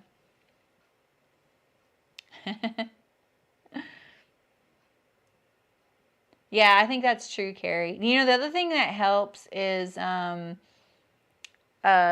shaking them out between the laundry, or the wash and the dry. He was always fluffing them up. But once they're in there, it's really hard to, like, get rid of them. You have one of those rotary cutters, Barbara? That's cool. It's a pain, though, to change the knives. Hand therapy was amazing. Amazing and terrifying. It was definitely, like, it really made me start paying attention to what I was doing to my body. Because, like, anytime you're going to lose anything that you use, like your eyesight, your hearing, right? Anything like that, your hands are right up there with what you do, right? And it had gotten so bad and happened so fast that just like holding a cup or anything like that. And I still have like issues like that where my hand will forget I'm holding something, and then all of a sudden it's just on the ground, you know? And you know, you just look, you know that about yourself, right? And so the hand therapy was really great in making me aware of things that will trigger it, and gave me exercises to heal it, and it pretty much did heal it. This will aggravate it, you know, but it'll go away now, you know, and I have some exercises that I do, like flossing these nerves that you have in there. If you feel like you need to go through hand therapy, I totally recommend it. It was great. And the other thing I did, one of the most drastic things I did, is I changed using a computer mouse with my left hand. And that was pretty hard to get used to at first, but it totally helped so much. So what I just did was I just started trying to do as much as I could with the other hand. And thankfully, like, one of my weird quirks is that when I met my husband, he's left-handed. I don't know if you've ever been around someone, a couple that one's left-handed, one's right-handed. They always sit a certain way at a table so that, like, you know, usually what happens is the right-handed person will always sit on the left-handed person's right side so that your dominant hands aren't bumping into each other. Well, I didn't. I just started eating with my left hand. And I still eat with my left hand. That's no problem. That's always been a really easy thing for me to switch. And then with the computer, for most things I use my left hand, but lately I've been feeling so much better that I've been finding that I've been gravitating using my right hand again. And then if it's very, very detailed stuff, I will have to use my right hand. Hey, Nancy. So, we're talking about I was just noticing that that's the thing in Love to Sew this week, and I was telling them that they shared an actually ergonomic rotary knife, which they didn't exist. They say they're ergonomic, but they're not, because like I say, anytime you're breaking your wrist or anything, that's now not ergonomic. And so just because they say it's ergonomic, like this one, this is supposedly ergonomic. No, it is not. And then there's the other kind too. So anyway, I need to just do my hammer loop, and then we're ready to sew. But like, I feel right now a pinch in my shoulder blade, and it goes straight up my neck all the way here, and I have this lump there. And so that's my trigger. This is my trigger. So what did I say? It's 2 3/4 by 8 inches. And I think that's what I stuck with. I'm thinking about making a parallel line here.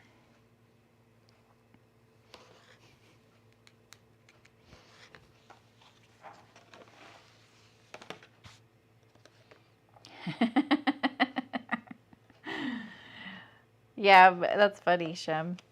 Yeah, I think it is really interesting how people adapt when they have someone in their life that's the opposite of them.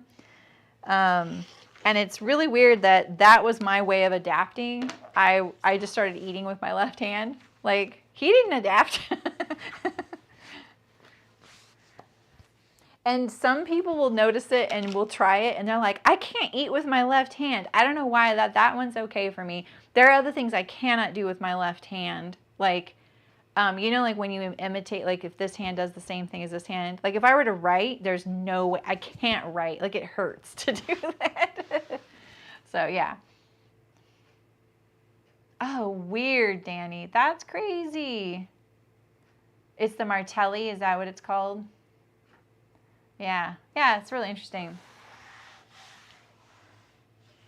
Oh, I know, Michelle. That kind of scares me too. He became ambidextrous. Was it just kind of like beaten out of him as a kid, like so to speak, you know, in school? All right, we can go to the sewing machine now. Did you think we'd ever get there? Let's see here. I need all of you guys.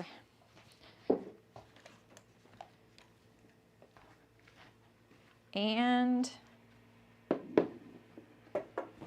need to move.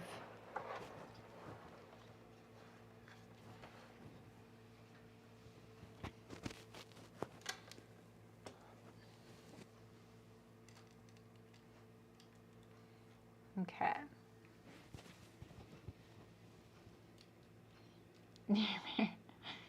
That's so interesting that we really had this thing against people who were left-handed. We were like, that's it. That's where we draw the line. You're not allowed to be left-handed.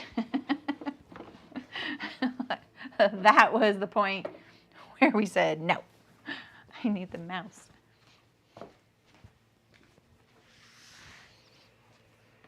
Anything else over here? Oh yeah, you. Okay. You. Poor keyboard. I just put a bowl right here. I don't know why I did that.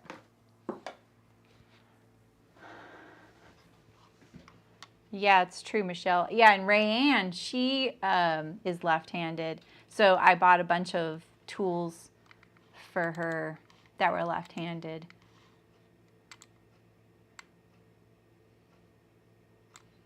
Okay. The lighting's a little better over here, eh? Oh, I have to sneeze.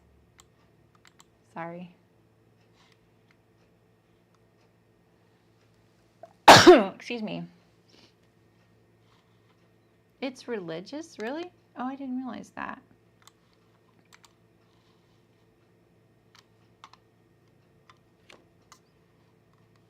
Yeah. Yeah, I just realized the other day that I thought it was really interesting that the percentage of me using my right hand on the mouse. Like, so my mouse right now is set up so that this is my primary click because I use the mouse with my left hand usually. But more and more often, I'm seeing myself gravitate back to using my right hand. So that's kind of neat. I'm happy about that. Okay, so let's just sort our pattern pieces. Put them all together. So this is the bib. This is the reinforced knee. Okay. This is the hammer loop. Okay. This is the back. Here's the, oh, I only needed, oh no, there it is. There's that little pocket. And we can prep that. So we'll put our pockets there. This is the back. There's the bib pocket. Here's the fronts. So we can prep those with the reinforced. All right, and then let's all these pieces here. This is the strap and waistband, strap, right? Okay. And waistband. Oh, I have two waistbands, don't I? That's a waistband. That's a waistband. strap, strap, strap, strap. Okay. We'll iron that in a second. This is the pockets. This is the bib. This is the, oh, this is the strap. All right, okay, I have extra waistband over there. Pockets. I don't see my pocket facing. Is that here? Bib. Bib.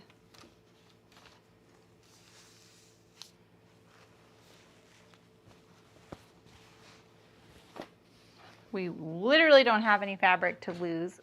So where's our pocket facings?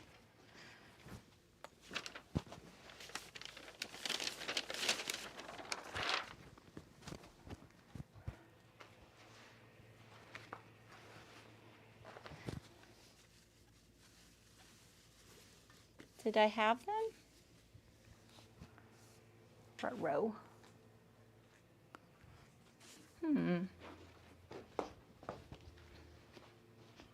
Are they here? Backs. Okay.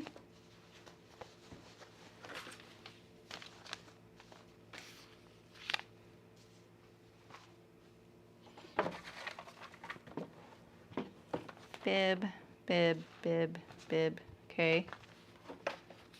Pockets. I lost my pocket facings. There they are. I did not lose my pocket facings. Okay. I did. I knew I had cut it out because I remember going all of a sudden going like, oh, if I slide this here, I have all this room for it now. All right. See you, Barbara. I don't think she heard me, but right side is the side I've got, left side is that. Oh, interesting.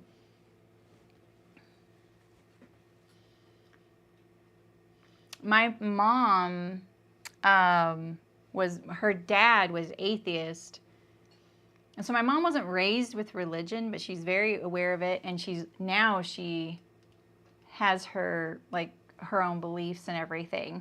But she was raised by an atheist. And so I also wasn't raised one way or the other. But, you know, having a single mom, people thought that we were definitely lost people and we needed to be taken in. And so we were constantly going to different people's churches when I was a kid, which I always thought was really fun. Like Sunday school was really fun or whatever. And so I went to a lot of different kinds of churches growing up, but I didn't get like all these complete teachings and things growing up.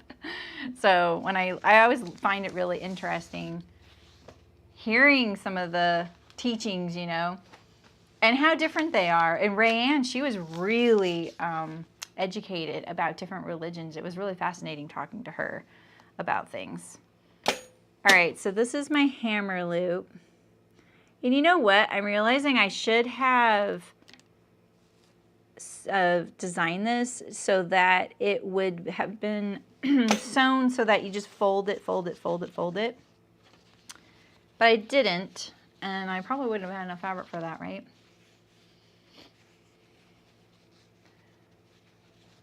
Okay.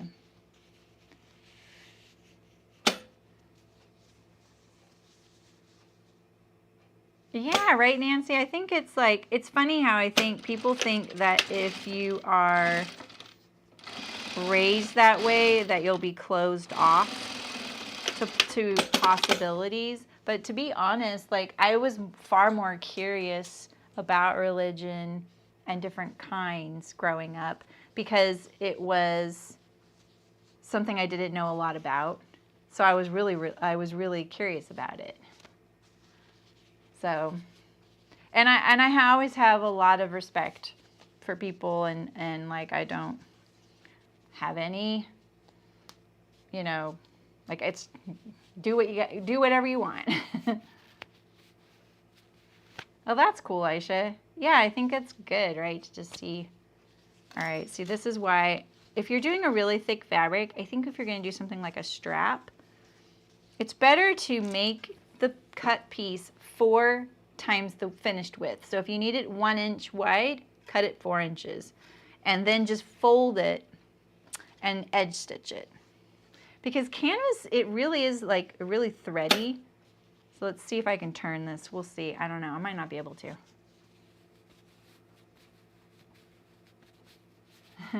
Yeah, I think that's really cool too, Ray. Like Sunday best and church outfits.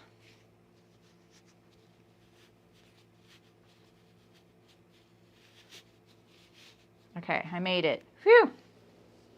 That was close. All right, so this will need to be ironed. This is my little hammer loop. He's got a job to do, so we'll set him there. We can sew our straps together. We'll be able to sew our pockets. What is this? This is the reinforcement, the pockets together. Let's do some of these pockets here. So this is that little side pocket, remember? So I'm going to just hem these, and I'm actually going to sew it from the right side because I have a top stitch thread on top, and then just a regular weight bobbin underneath. And so I went, it's kind of a lighter color brown, see that? Maybe I should overlock this edge. Why is that not lining up now? Did you just see that? Oh, maybe it's just the way I cut it. Okay. I was like, what? Y'all saw me put that angle in there. Let's iron these actually.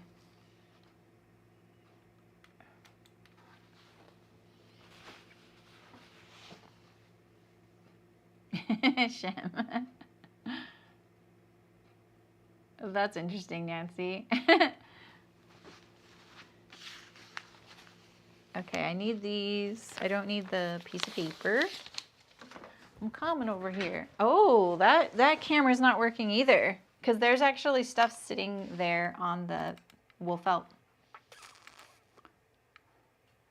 It's just like magic. See? Told you. Zoom it in. Like this. Take off the autofocus, take off the auto brightness, raise the sharpness, and that's everything.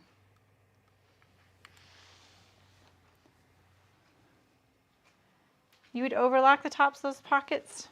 Why do you say that? Instead of just roll hemming them? I feel like overlock is weaker. Maybe I'm wrong. Okay, these... This is what I'm looking for right here. This piece. Okay, these all go together. These four. And you, I don't know why I brought you over here. You go together, you go together.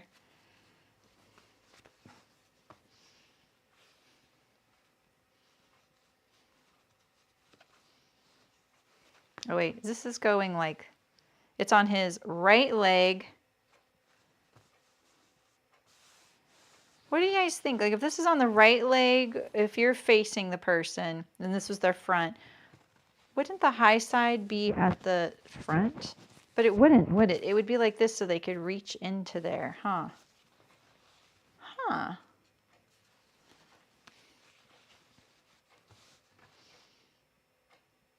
Would this be the front or this be the front? Look at the chat. So you got all the gifts for the... I was just watching that Goldberg's episode about Hanukkah and Christmas. It was pretty cute. If I were reaching in here, I think I would want my hand to come at it like this. Right? So this would be the way it would go. All right, I'm locking it in here. But I want to hear the overlock argument. High is to the butt. On jeans, overlock the patch and then turn it. High is to the butt.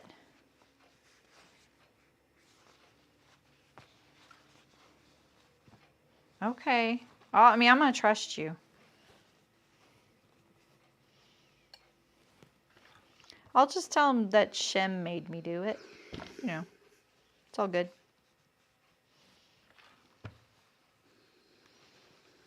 He'll be like, who's this Shem? No, he wouldn't even. All right, so then that is the right. Okay.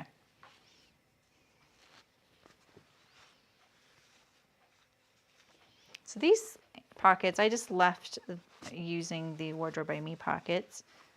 I'm trying to make sure I can keep my right side consistent because it's almost it is identical. So I'm just trying to be consistent with it.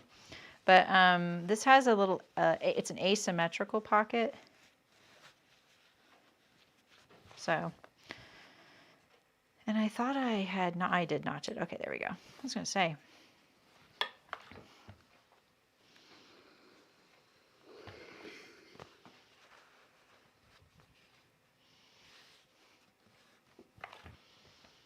Okay.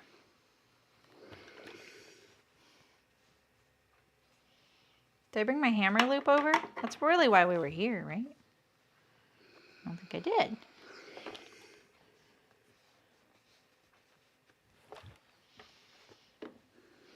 Oh, I have a serger thread tip to show you guys that I saw, and I can't wait to share it with you. You're gonna love it. You're probably all gonna be like, yeah, we do that already.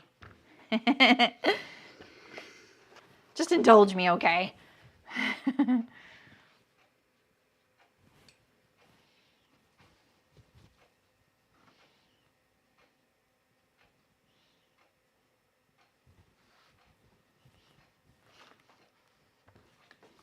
Look at chat real quick.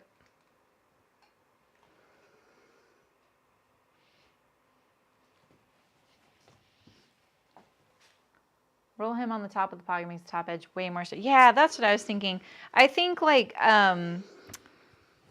you know, it's just like why I really like French seams more and more. I just don't feel like the serger is really that strong sometimes, you know? Yeah. Okay. Let's...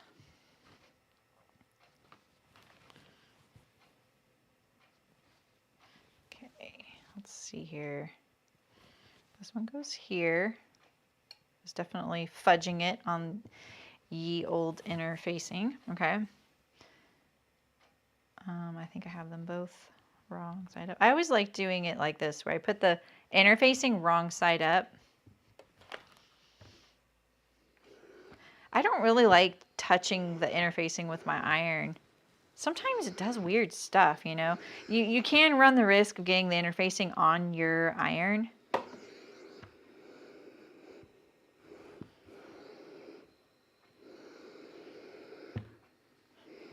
But, you know, it's either that or your ironing board. And I agree, ironing board's probably better to get it onto. Okay, we have all these things here, and we just need our hammer loop and a chopstick.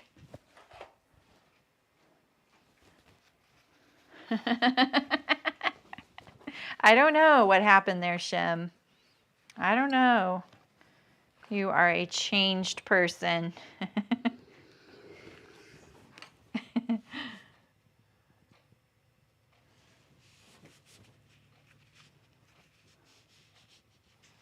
You know, maybe I will center that seam allowance like this. Sometimes if it works, I do it. Sometimes it just doesn't cooperate, and I really can't get that seam allowance to open on the inside, you know? But that time it worked. Okay.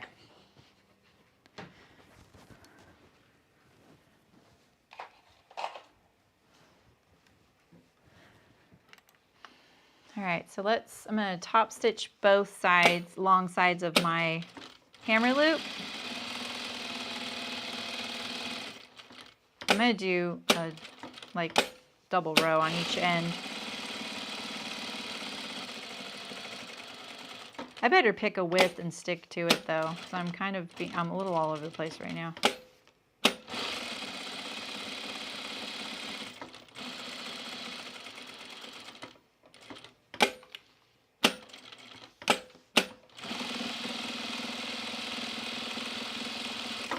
All right, hammer loop.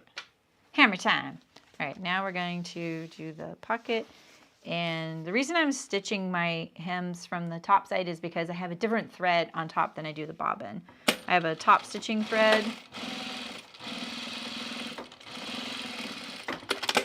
So I don't want to like flip it and have two different threads showing, because the bobbin thread, this bobbin thread it actually matches the fabric really well compared to the top stitching thread.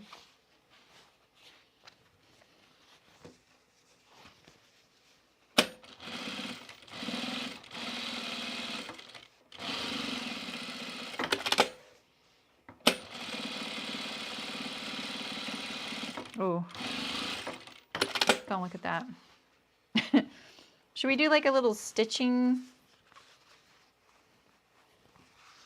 across the back? Maybe even just a straight line.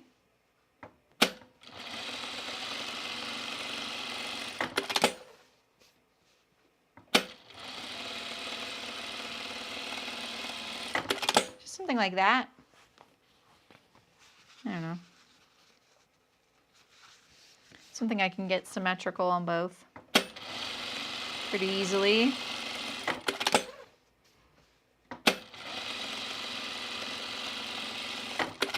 All right. This guy here. So if this is the right leg, okay, I think Shem told me to do this.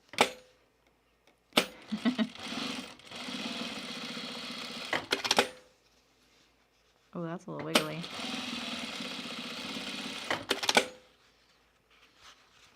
And then this little pocket goes here.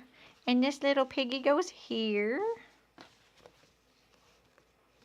Let's do this little detail on here too, just for fun. Why not? Aww. It matches the big brother pockets. Okay.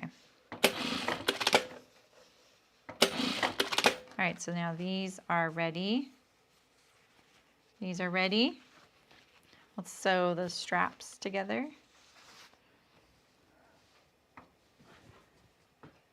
This a stitch is to quit. Yeah, let me get right on that.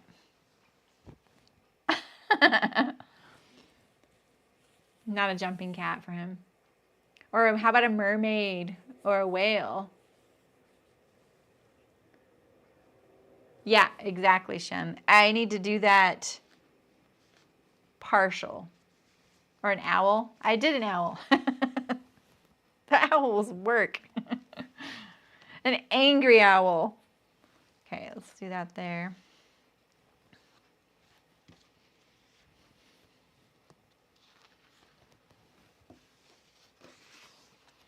Okay. All right, so we're gonna sew this. I reserve the right to change my sewing method later on these straps, so buckle up. I'm just gonna do the two long sides though, right sides together. I have about a 3/8 inch seam allowance on mine.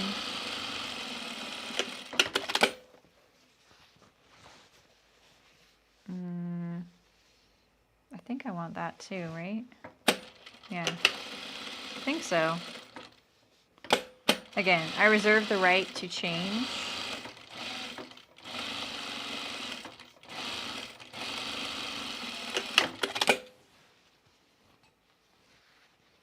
Yep, exactly.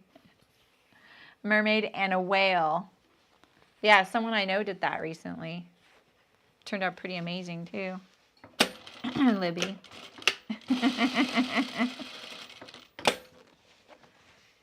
Libby is the one that gave me the fantastic idea that when I am doing like a picture on a back pocket, I search now for a continuous line drawing of it. And then you can use that as your top stitch template, and you don't have to have a lot of back stitches. You can just do a continuous line. I will say sometimes people are stretching their idea of what continuous line is, and then you have to also worry about finding like copyright free things you're allowed to like print off the internet, you know.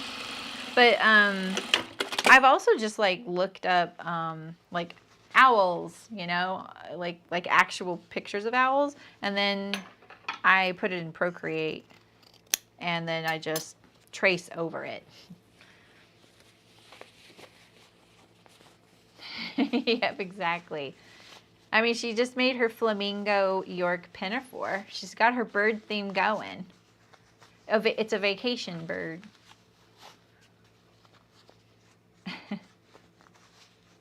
Isn't that funny that flamingos are the vacation bird representative? I don't know.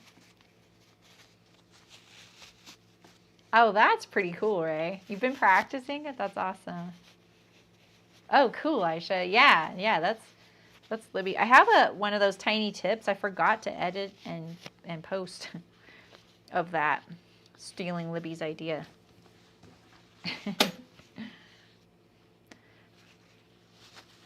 And then I printed on vellum, because I have all this vellum from that one quilt I did, the one quilt I've done, which is sitting behind me on the chair. She said, you know, get vellum, and then we print the pattern piece on the vellum, and then you stitch through it to do all the paper piecing. And I have so much left over that now I just print my design on vellum, lay it on the pocket, stitch right through, and I don't have to think about it. I don't do it a lot on camera because it's pretty noisy, the lifting up the presser foot over and over and over again. You hear this all the time, so it's pretty annoying. And when I do, like if I post a video sometimes, I'll just mute it because it's very on the ears, you know. All right, so I'm gonna press this long seam first along the edge there. Yes, I know I might be putting a crease in it. Just do it real quick. And then now, when I press it on this edge, hopefully, I don't want this to show though. I really don't want it to show on his, you know. I should have made this smaller.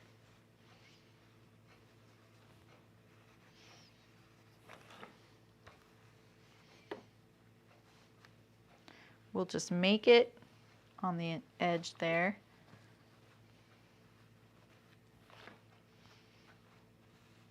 I think I'm running out of water in here.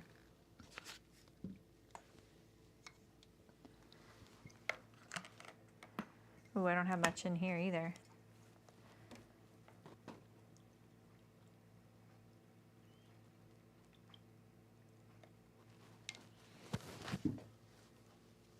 We'll just steal it from all the sources. I am now using a combination of half filtered and half tap. There's just too many minerals in the water here. They say to not use filtered, but I can't not do that around here. Too much calcium. I'm just going to kind of pinch this in here. Hot.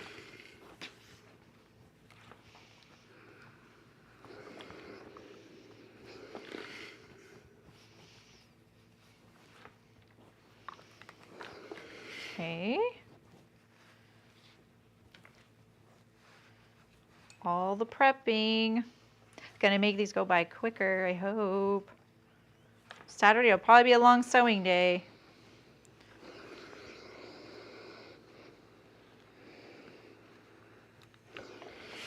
You know, I got kind of excited about Me Made May this year. Not really the whole thing of Me Made May, but I was just like, you know what? And May is my birthday month, so I usually like to do something fun on my birthday for sewing. And I was just like, you know what? I'm gonna stream every day in May. And I came up with this crazy plan. And then I was like, you know what? Let's just think on this. Let's just stream yesterday, you know? Let's mold over. And then I thought better of it. I'm gonna wait until this summer. I'm gonna do it like, I think July or August is my 500th video. So I'm gonna do it then.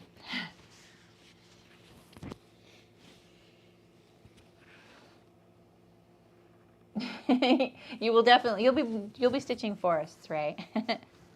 Yeah, macaws for vacation, that's good. Then yeah, exactly. It's not too bad though, Libby. A lot of times I just use my awl. I go like this, and then it pulls out those little guys. Vellum is just like this see-through paper.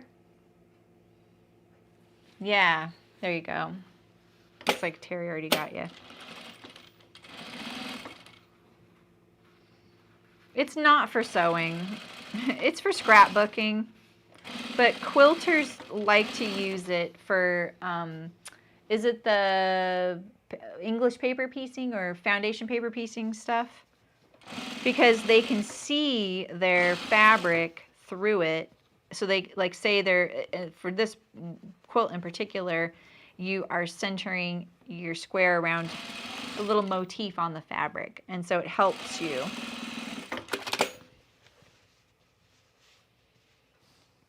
Oh, it's for technical drawing. Because I always think of onion skin. It's like onion skin in a way.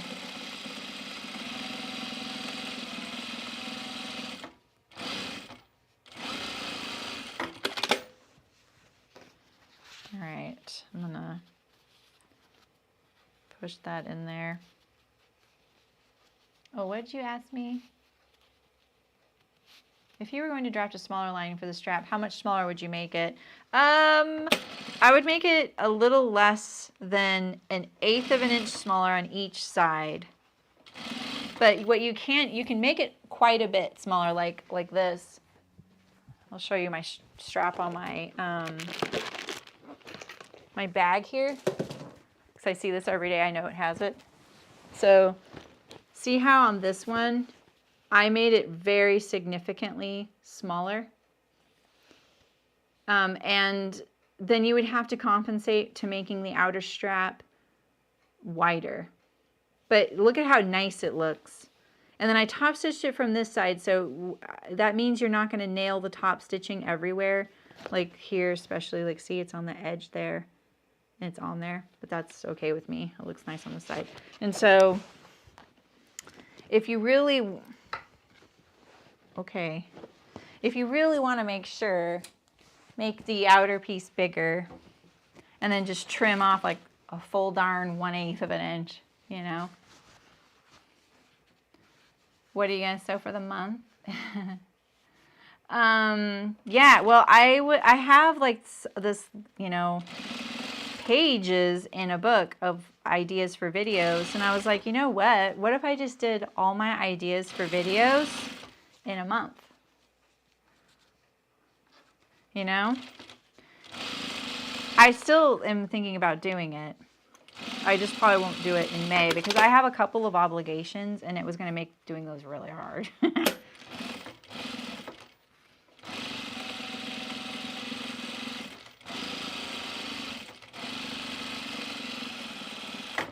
All right. See, so it's a little loose back here. But it doesn't show on the right side. That's really my aim right now. All right. These are going to be really nice considering it's basically the first time I've ever sewn them, but there's a lot of things I could have done better on these, you know? And that would be one of them because I don't really want it sneaking out. Like, see it there.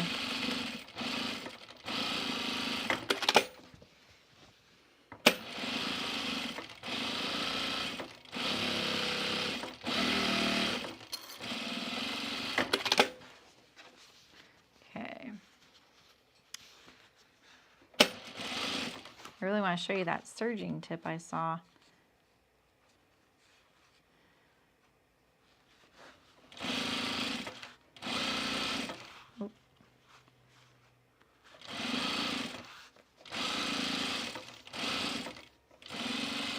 I hope this was right here. I hope I'm remembering how I designed to sew this.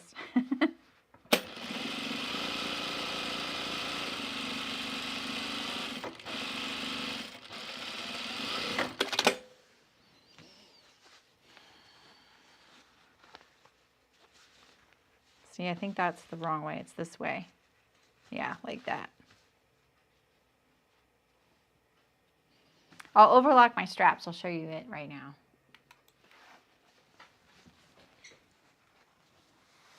Okay, so I saw, a while back, Love to Sew had interviewed a guy named Terrence Williams. Actually, I'm not sure if that's his pronouns, but anyway, I follow him on Instagram. And he was doing a serger tip. So you know how I was showing you the other day how you can flip it? This is what Terrence does. Okay, so I'm just going to serge for a little bit. This isn't very long, so it's not going to be the best example, but I'm going to serge. Make sure everything's okay on there. Okay, yeah. So I'm going to serge. Come on. I'm going to go, I'm doing like a kind of a chunk, right? And now I'm going to go off, actually. Just go off the edge like this. You have this long tail, right? This is probably like, you don't need to do it this long. I'm going to trim this one off right here. And now we're going to lift up the presser foot. I'm going to pull this in front of the needle, but I'm going to put this thread tail right on top of that serging there. Oh, I think I did it too far. All right, yeah, that's okay. If you go too far, what you're going to do is hold this tail, pull it so that this edge goes right up against the needles, right? Pull on this thread tail so that it's snug. Put it right over your serging. And then sew again. And then look at how clean that is. I didn't do a very good job, but it's very smooth and clean and there's no tail there. But I have one here. So what do I do with this? Maybe go back on itself again? Oh, I guess you could. Yes, you could. Let's try it again. All right, so I'm going to start sewing. What's that noise? Okay, I'm going to go off the edge. I'm going to trim this off, okay? Lift this up. This has to be a long enough tail that you can pull the work to the beginning. Pull on the tail so it's nice and smooth there. And I imagine you could do the same thing here.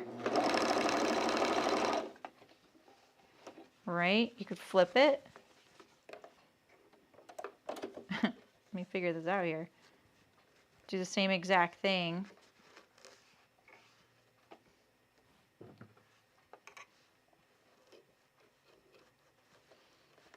So that it's right up against the edge again.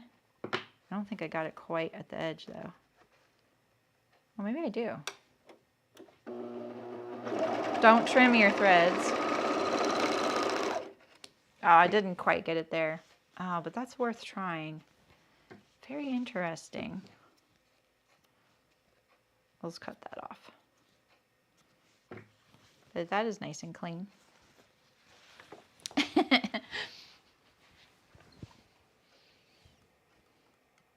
See you, Danny.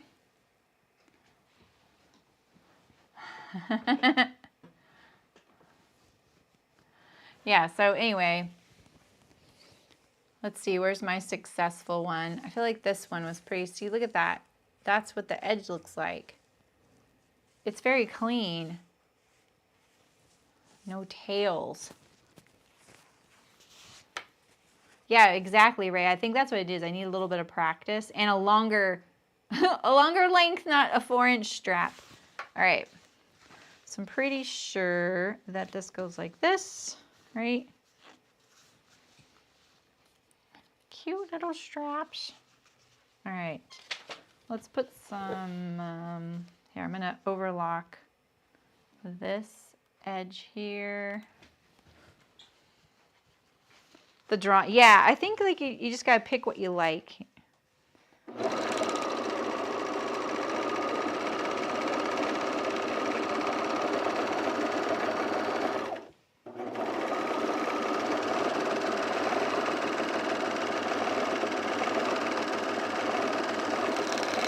Like right here, I'm not worried about it. It's not crucial for a piece like this that's going to get enclosed in a seam at the beginning and end.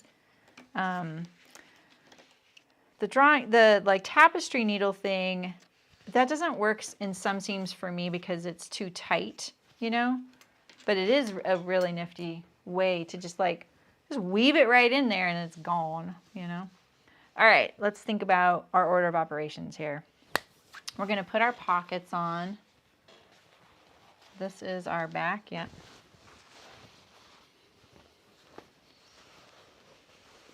We have our hammer loop.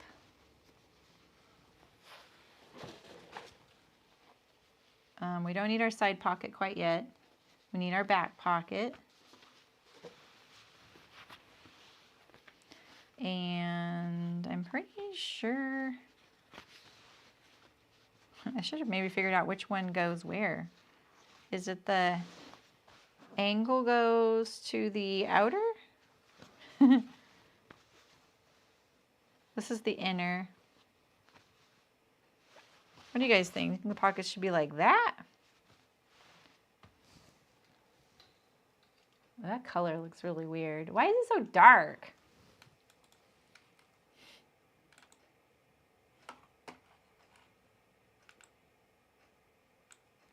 It's a little bit very orange on the screen.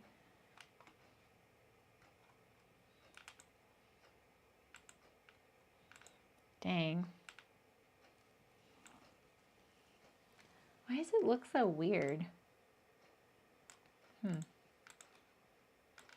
I just don't think it's gonna like it.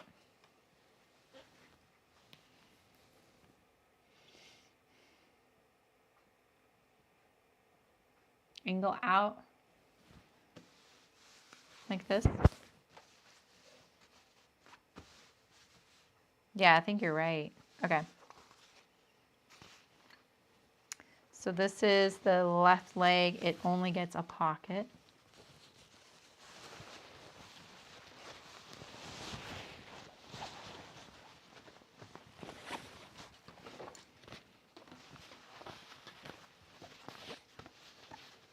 And we're going to center our pocket over.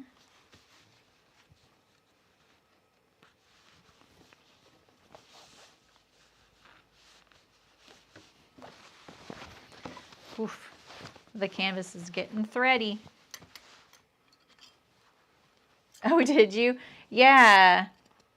Did you know that they were like that? And then afterward you were like, oh, I didn't realize these were angled. And then I accidentally put them on the wrong way because I think that that would be so easy to do.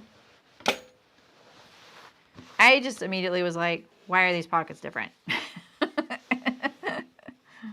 All right, so I'm going to turn down this corner here. I like to enclose this little corner.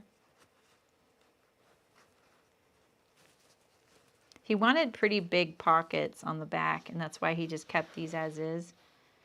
But I think these pocket seam allowances are a little smaller than what I'm doing right now.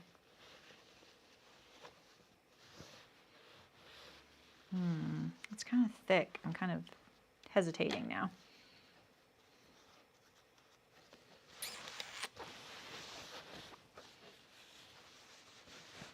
Okay.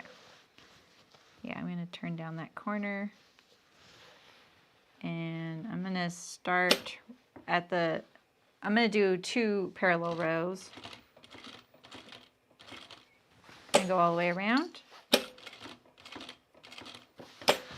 Like this. Ow. What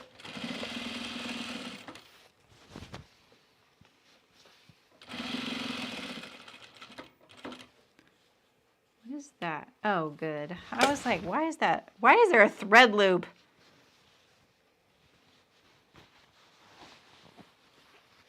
I just did this, Nancy. I just kept it simple for my husband.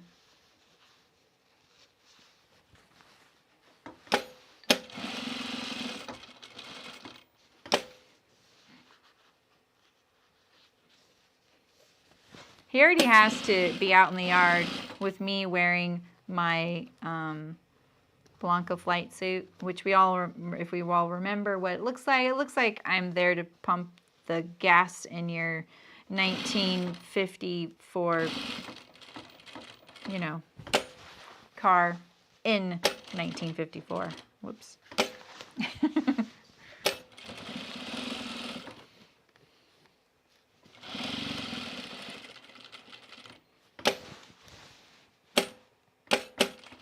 Okay.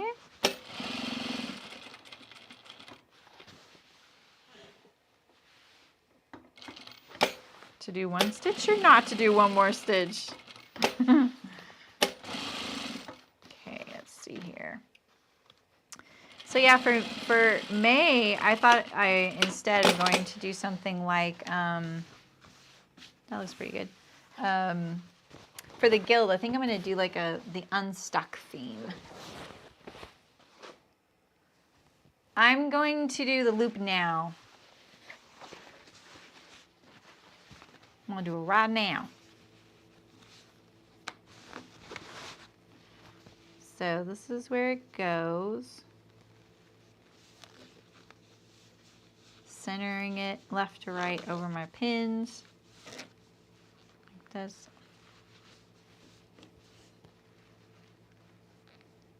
Oh, that's smart, April.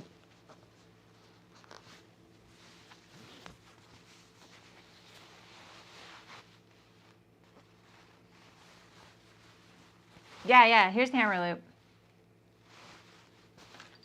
I'm going to do it right now. I just realized because of the way I sewed this, you will see my seam right here for a little bit like this. This is what I did, like that.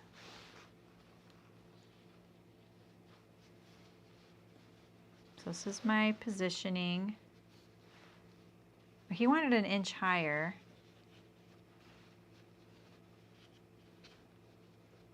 Did I move? I moved that, didn't I? It's like this, okay. Like that, and then this is gonna go right here. Like that.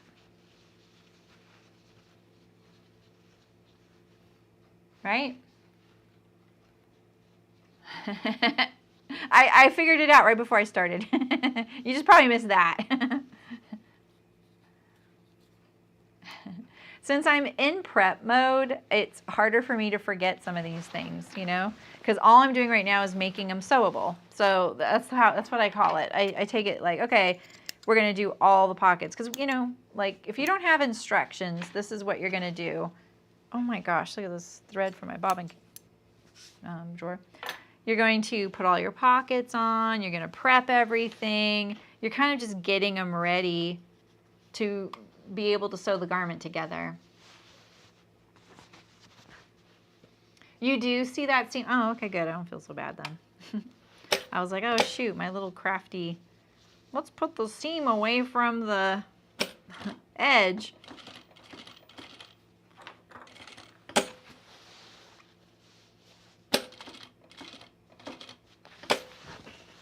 Okay.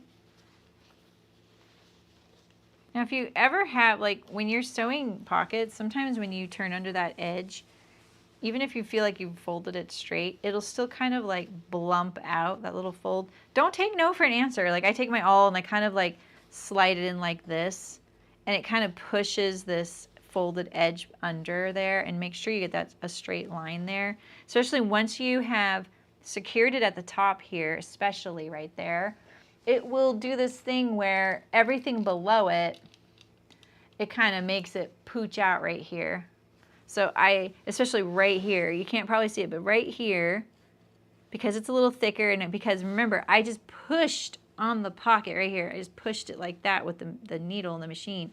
So then it makes it blump out right there. And so I kind of take my awl in there and I pull it under, like I hook it and pull, you know, like this. I'm like taking it and pulling it.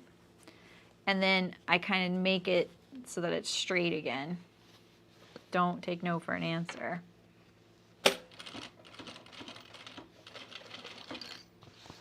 You can pin it too. That's always helpful. April. Oh no.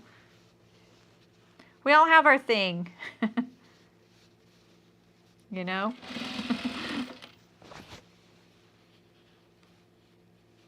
This is hard to do when it's pinned down for me. I'm so used to sewing my pockets when they're not pinned.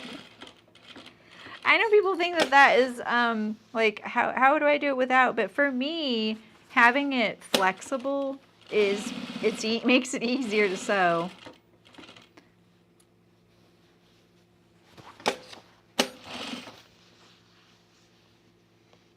Just get your method. Do what works for you. All right, trim these threads a little bit here. Sometimes you just got to find your stopping point with trimming threads, you know? All right, and now I'm going to turn down this little tiny corner, turn it under, push it to the edge so I don't make it too wide, you know?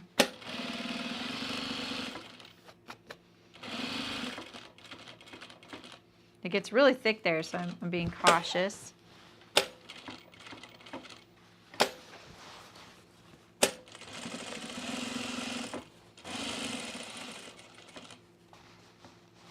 One more stitch or no?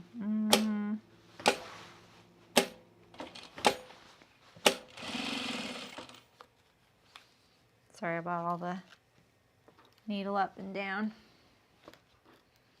These aren't magnet. I have a little magnet on my machine, but I don't like using magnets.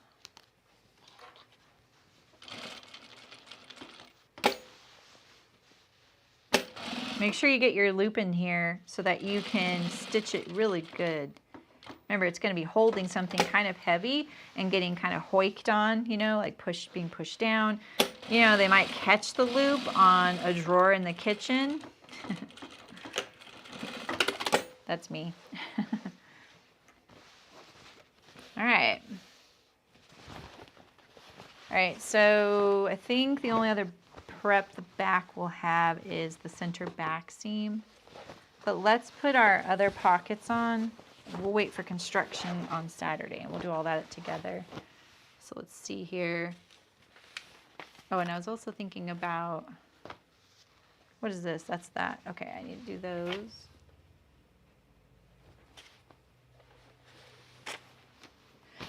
I love this kind of sewing that I just want to keep going and going and going. All right, so we're going to sew our pockets. I like putting the wrong side of my pocket bags on the inside of where your hand goes. Top stitch your facing. And yes, I know I got to put the pocket on there. Oh, what's your tip? Edge feet for top. That's so smart. Yeah, I need to get more of those. Blump. I think it's a universal, you know, we understand what it means.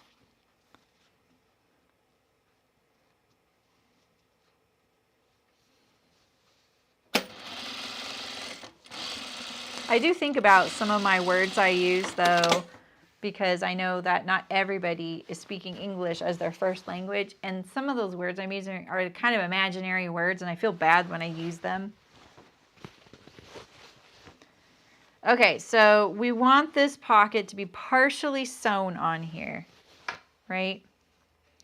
And that means we're going to be, this is the right leg, right? Okay. Oh, the hammer loop gets the right leg, so it's this one. Okay, so this is the left leg. This is the right side. All right. So you said, wait a minute, you said that, oh no. After all that, I was thinking of the hammer loop when I put this on the right leg.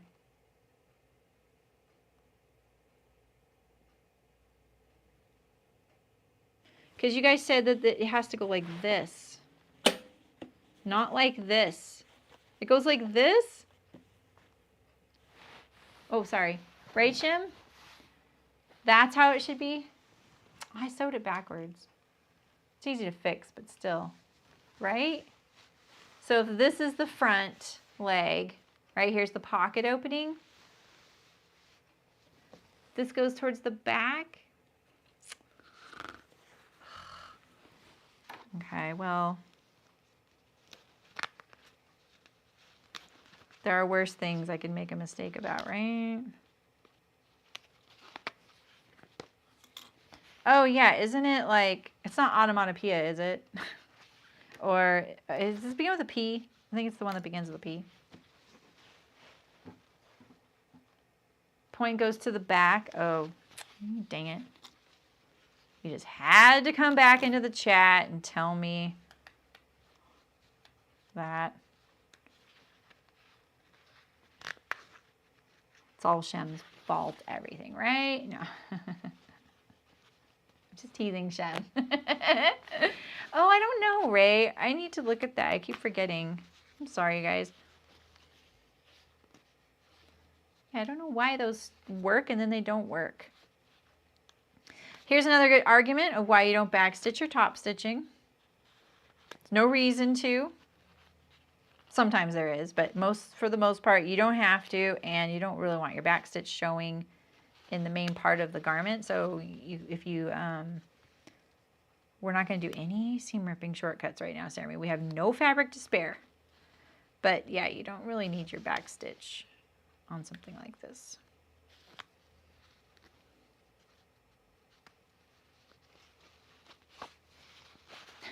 Right, Ray?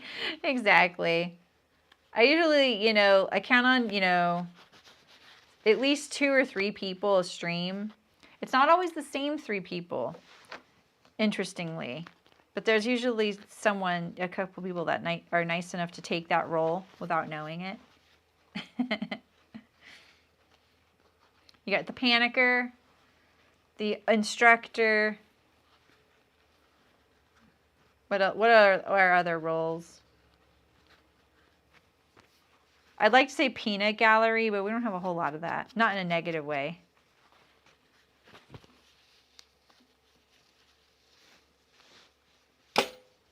Okay.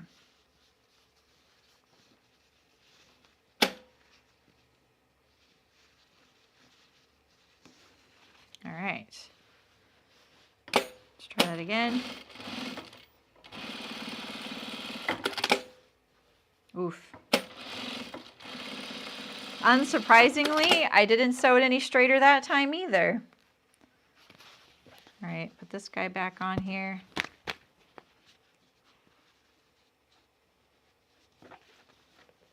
I'm just glad I remembered to start sewing this before I finished my pockets. All right, so I notched it. It's right there. So it needs to go like right there, right?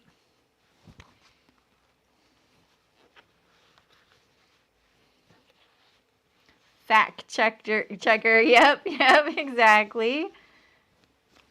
And then usually someone is really great about being in the know about like latest patterns or videos and stuff. Okay, Shem, thank you. I'm glad. Like Ray said, we need somebody here keeping me in line. The keep on topic person, exactly. We need the keep on topic person. Dang, that's the person I'm always feel like sending a personal apology to. You know, the one that's like, wait, you were about to say something? Can you finish that thought? I'm like, yeah, you're absolutely right. I'm so sorry. All right, look at all these threads right now. It's kind of driving my nuts. All right, I'm just going to fold this in half. I'm finding the center of this right here, and I'm just lining it up on the side seam, which I just realized was 1/2 inch, not 5/8. And then usually you need 2 pins to keep something straight, because otherwise it can go like this, you know. All right, so we're going to sew in one edge. We have to do it in this step because it's so high up close to the hand pocket.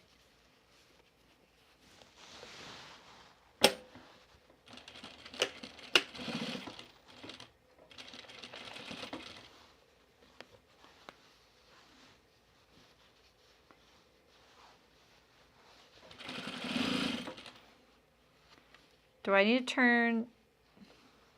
I just need to do like part of it, right? Let's make sure.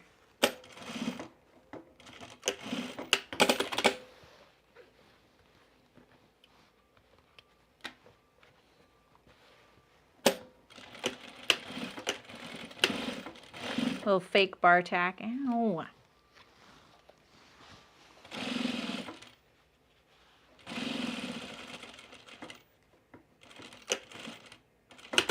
Okay, there we go. Yeah, Elena's the like tech queen. Oh, you did. She asked about the Zadie. I did turn the bottom. I turned the bottom. And look, I even stopped shy on my second row.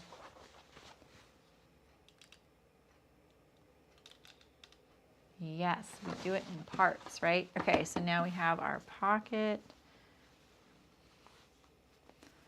So sew this together.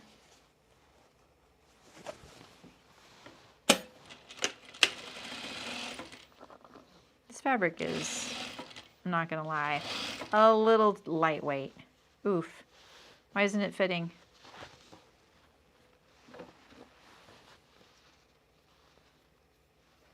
We literally made this bigger to accommodate the bigger seam allowance. Remember that? Am I just stretching it? I might be stretching it. Look at that. It looks a little stretched right there. Let's just take it out a little bit. This fabric is so lightweight.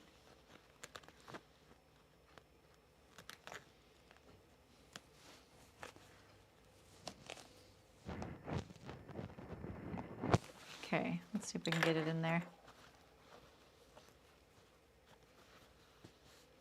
Yeah, look at that. There's so much bias and the fabric is so lightweight. There we go.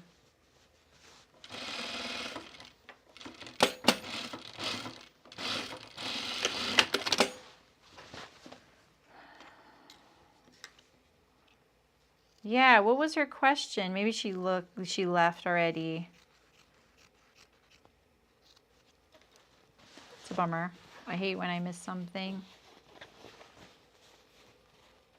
All right, so we'll take this over to the iron and we'll iron that. And then it'll be pretty much, once we top stitch it, it'll be ready.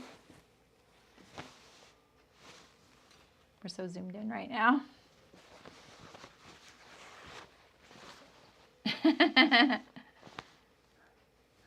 Yeah, right, Michelle? I know what you mean.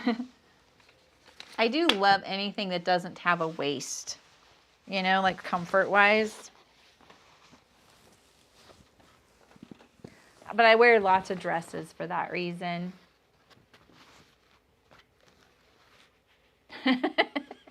Sorry, Nancy.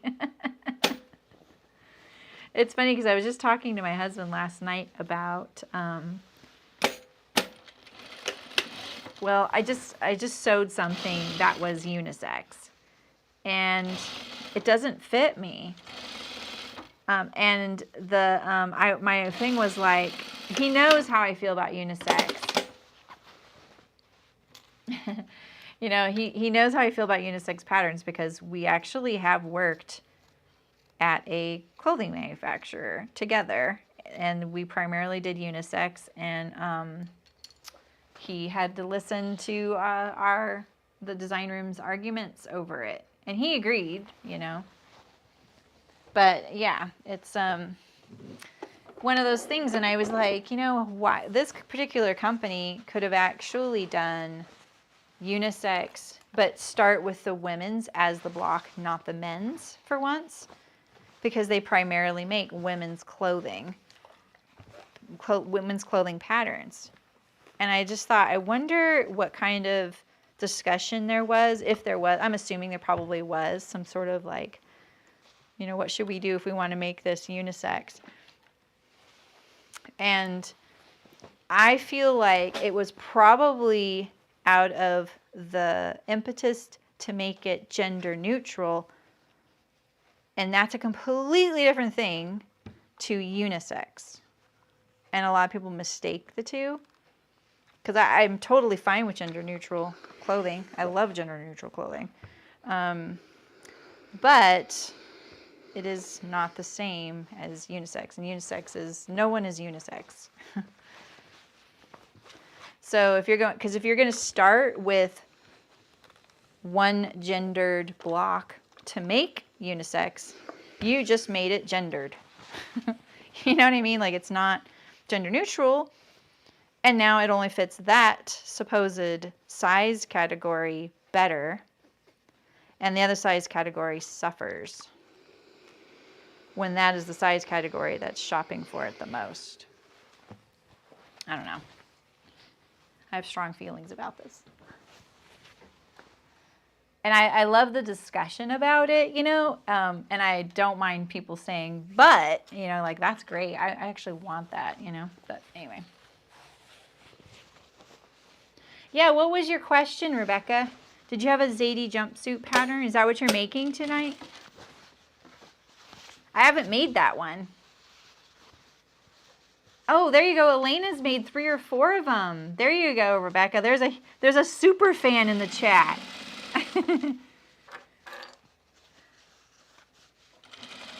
Elena, you just got dubbed the tech queen too in here. I don't know if you saw that. Something nobody ever wants to be dubbed.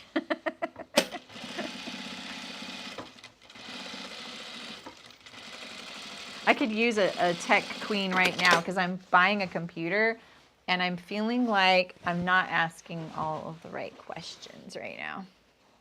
And I want to have it built because it's cheaper. It's cheaper and you support someone local, right?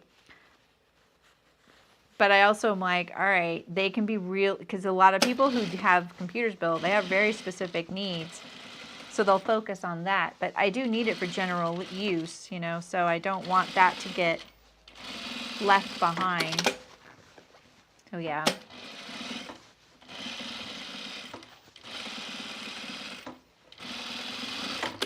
Okay. So let's do the pocket bottom.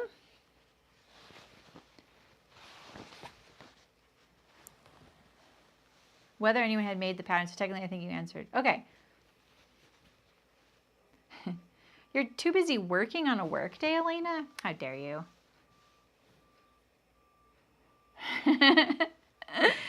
How do you think I feel, Shem? I'm just sewing. I can wrap this up. I'm going to wrap this up. You're always welcome to leave. Never feel like you have to stay through the end of a long stream. I know. My thing is, like, when I have to draft and cut and sew in a week, it does get really tight. And so I'm trying to make it so Saturday isn't like a 4-hour stream. So I'm sorry. And plus, once I start sewing on something like this, I have trouble stopping. This is fun. But I also have to think about the rest of my day, too. Oh, that's cool, Nancy. That's really cool you did that. Yeah. I think you know what I mean then. You know?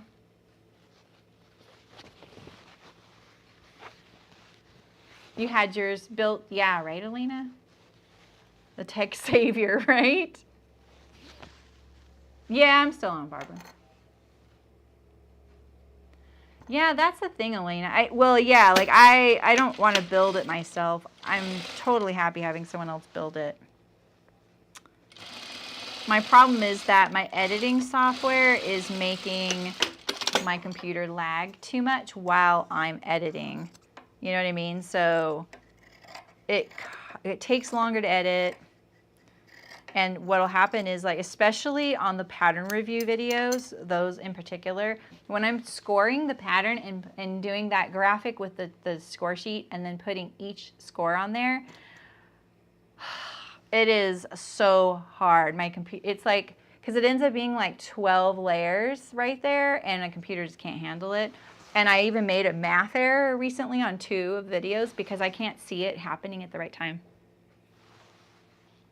Oh, okay, cool, Jim. You're doubting the sizing. Oh, there you go. It has a lot of ease. I'm going to iron this. Yeah, I kind of love Shem. I just love kind of getting it all ready to sew together. I know I'm doing all this sewing, but then again, it's like, I love getting it all ready to just assemble, you know? I love getting all the, like, pockets done, everything kind of ready. It's like, oh, you know what I forgot? if anyone wanted a button tab on the side. That's what I forgot. That's what I forgot. Oh, sorry. Let's see.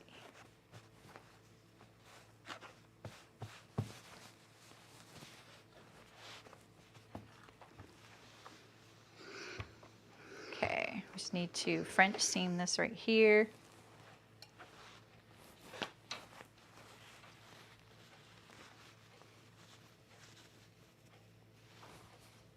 All right. I usually cheat and I don't iron the bottom of the pocket when I do this French seam, because it's not like it has to look good on the inside. It's the inside, right? It just sounded kind of satisfying to iron this fabric. Oh, I missed part of my fabric right there. I got to resew that.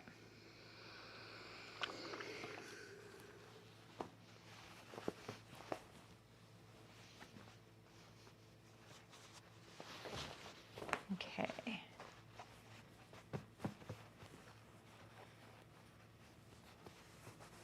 Line it all up.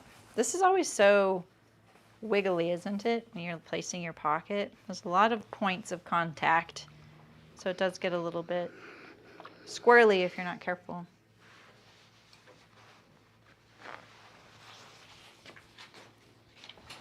What's that? Oh, there's a piece of paper stuck to my foot. Oh, I found that pattern piece. Look, here it is. It had tape on it. It probably fell out behind the table there. I knew I had drafted it. Yeah, I was thinking I still could, Ray. Because it is actually a pretty small thing. You know? So, what'd you miss, Shem? Let's see, right here. I don't know how, but I missed a layer.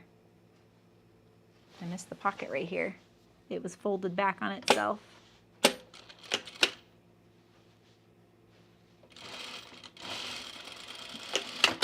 All right, now we're going to enclose this raw edge here that we just ironed on the bottom of the pocket.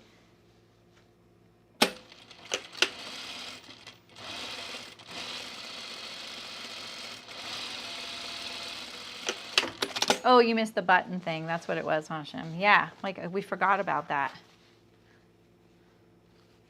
My pocket technique? Which one?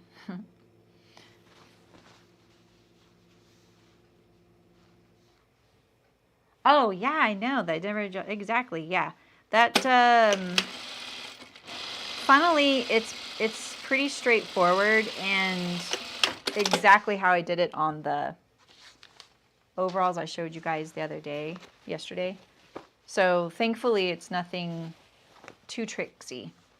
All right, so we're just gonna lay our pockets on here, nice and flat. You want to line up along the waist edge and the side seam, right? Try and catch all those layers in there.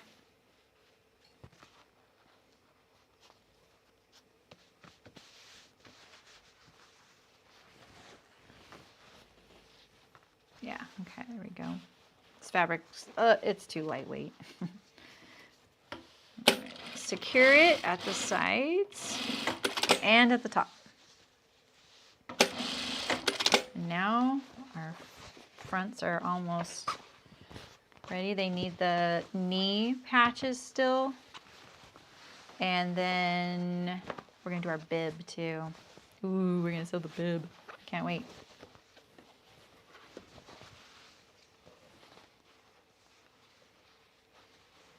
Oh, yeah, like this. Yeah, right? You know, it wasn't until very recently that now I can keep it straight that how I want to start. Do you see this is the first, like the second time I haven't hesitated to put it together ever.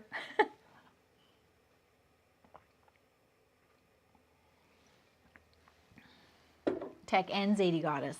Yes. And Gilbert. Don't forget, she's a Gilbert goddess too.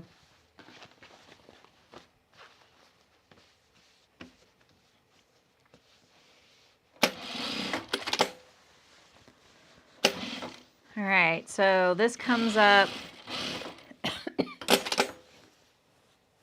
That wouldn't have been too bad. This comes up pretty high, see?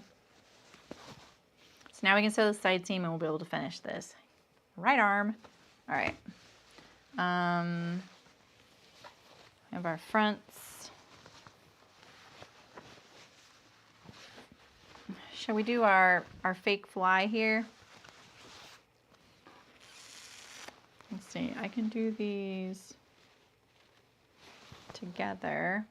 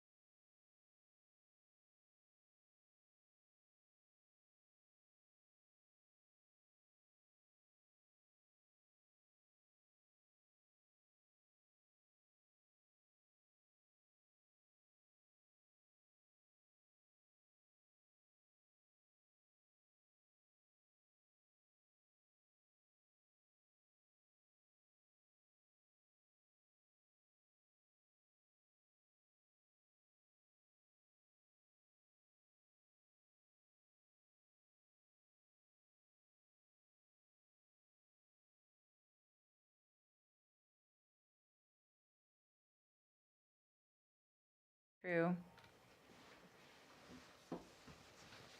Oh, what was I on? What was I on? What was I on? I'm sorry.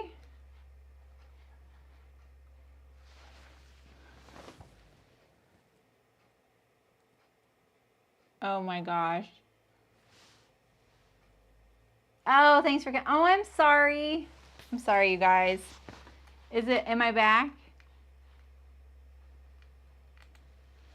I'm here.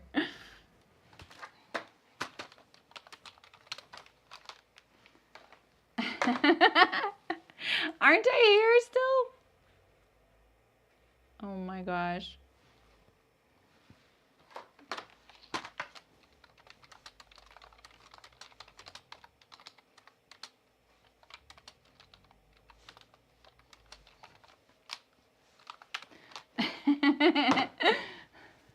I'm back? Okay, good. I can't see it. It's not showing me the preview. I'm sorry, you guys. I'm so sorry. I put the wrong I didn't put the serger scene on. I'm so sorry. Maybe that's a sign that I should go. Okay, so I just serged this edge right here. I'm so sorry. Okay, so I'm going to sew the center rise here, and I'm just going to go like up to probably about right here.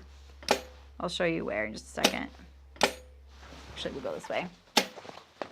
Yeah, I'm sorry, you guys. I just checked or just selected the wrong scene, and I can't see the computer over there, so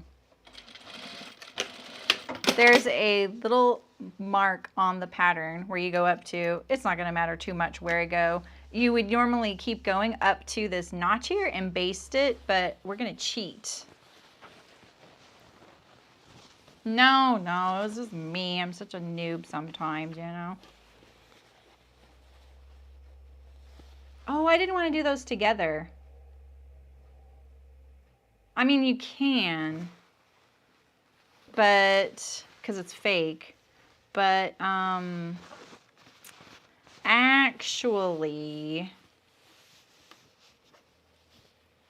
Actually, I just made this really hard for myself. So I'm going to stitch this fold. I'm going to stitch this fold right here. Make sure I get a nice straight line. All right, like that. Yep, you called it, Elena. I'm sorry. And the delay is so long right now because I have the latency up so that closed captions and subtitles work really good. That's the compromise I made recently. If I lower the latency, like and put it really low, the delay between me and you is much shorter. All right, so now I'm going to top stitch I'll top stitch the center front below the fly here, like this.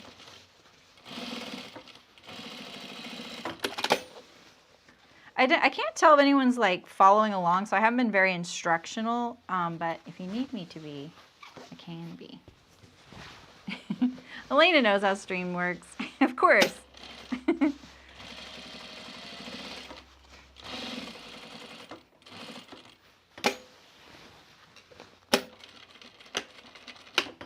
All right, so now I'm going to stitch my fly right here, and I just feel it through. You could use a template. You can also iron it, and you'll see a little shadow of it, but you know, I can feel it, so it's not too hard. There we go. So now we have this little fake fly. We'll put the fake bar tack on right here. Easiest fly you've ever sewn. Yeah, you guys did have faith. That's why I talked in chat. I was like, wait, what are you guys talking about? I usually double check it too. You're totally following us. Oh, I'm sorry, Shem. I'll be more instructive. Yeah, if you do this fly, this would be the steps I would normally do. I would overlock each of the fronts separately. I would sew up to the drill on the pattern that you're using. There's usually a spot or a notch. You're going to sew your seam right sides together, both pieces, up to that point. It's probably like more like right here, right? And then what you can do is, if they're separate, you can top stitch this edge. It'll look more authentic if you can top stitch this edge right here. And then I just kind of hid that in this stitching here. You can't even see it. And then now you can lay the two together and top stitch the curve and do any other decorative stitching you want to do here. You don't have a zipper to worry about, so you can have fun with it. And you can even go straight across or whatever. And then now they'll be connected, and you can, it'll look very authentic. But I would just do them separate.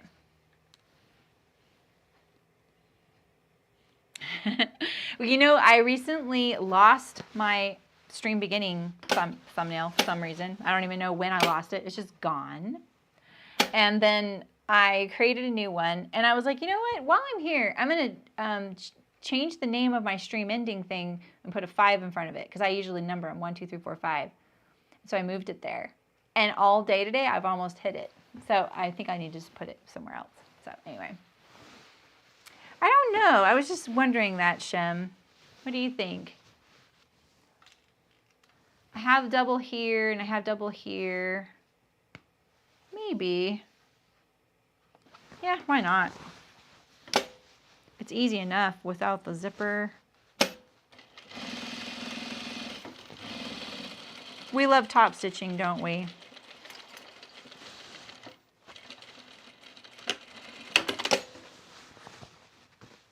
All right. Now our fronts are ready for, well, so many things, but the bib, the waistband. And I'm going to clean finish this because we can.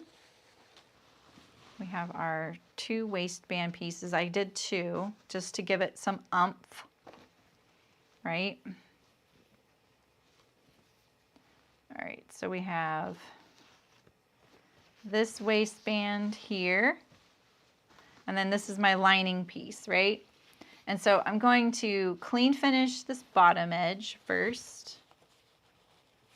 And so we're going to put this right sides together on the outside and right to wrong sides together on the inside like this. Make sure you do the bottom edge of your waistband.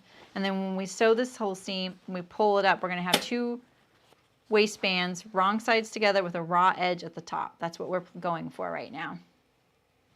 Oh, I didn't see. What's Libby's question? Or what did you say, Libby? Oh, label plans.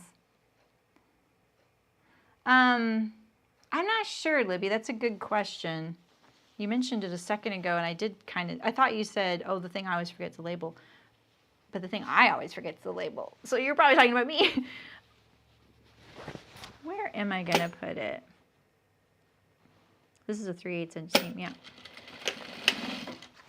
I'm on the fronts right now, so I'm not too worried. The backs have that center seam, you know what I mean? Like, there's no waistband.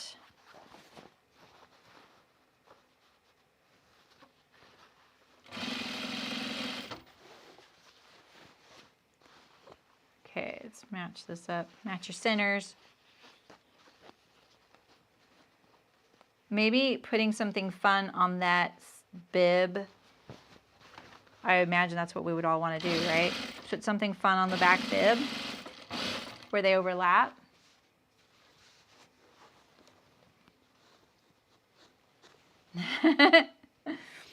I'll stop soon. Sorry. Yeah, it's like almost 2:30. I also told my office neighbor that I would give him a ride to some lunch after my stream. He's probably like, well, I'm not waiting around for that.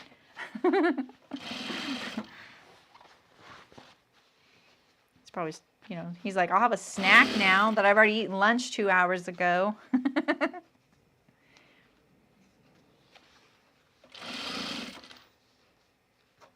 Okay. All right, so now we have this waistband like this, all right?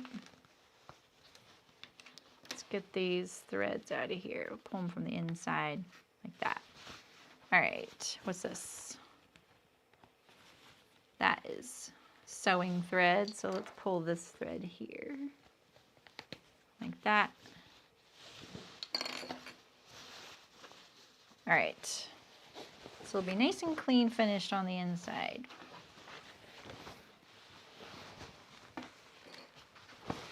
I'm gonna top stitch this. Probably could iron it, but I think pulling it will be sufficient.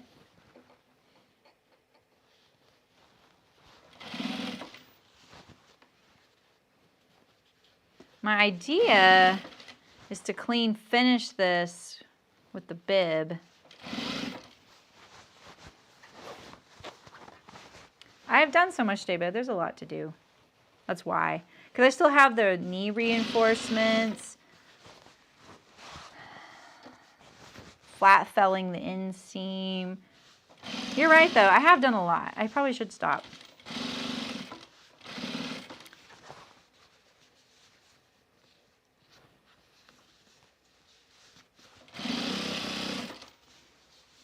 So I'm really hoping I can clean finish the whole bib. I have to be able to turn it.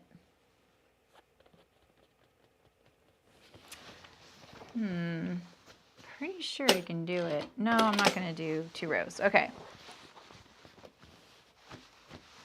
They're looking pretty good, though.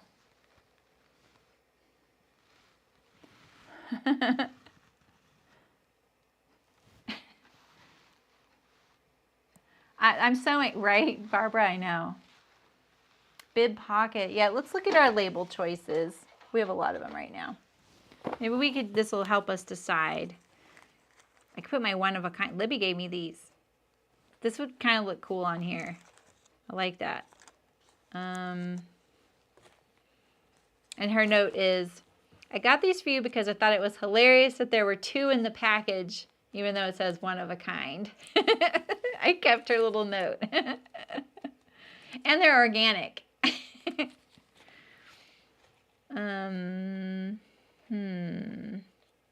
This box was so nice and organized, but now anymore. I don't really have anything in this color. I have a sweary one that kind of, you know, green for me goes with this color.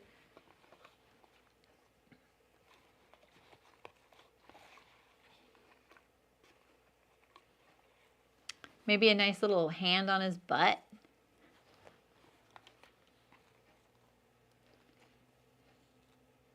These are kind of scratchy. How about the circa 2022?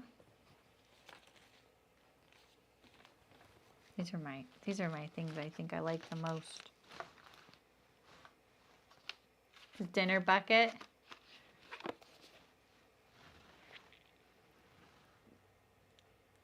Well, we get up at 3 a.m. The girls get up at 6 a.m. and bedtime for the girls is 6 p.m. So we do dinner at 3 p.m. You get up at 3 a.m. Oh.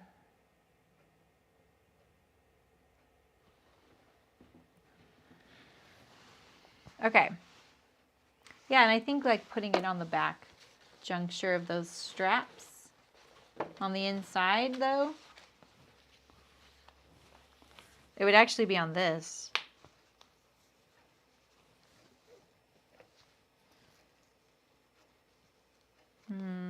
I feel like this needs to like stick out from the it's like underneath or out from a pocket. Handmade. I like this though. One of a kind. That looks good on there. I think that's it. Actually, that looks really good on there. And then I could put my label back there like that. I think that works. Yeah, I bet, Shem. I am going to use the one with my face on it. My eyes are always on him. No, just teasing.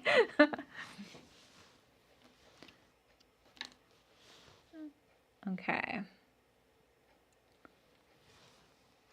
Do I take a chance and sew these now? Well, maybe... I think I should wait. I want to make sure when I'm doing my strap placement that I've got this correct. But I think that's my plan. I like the way that looks.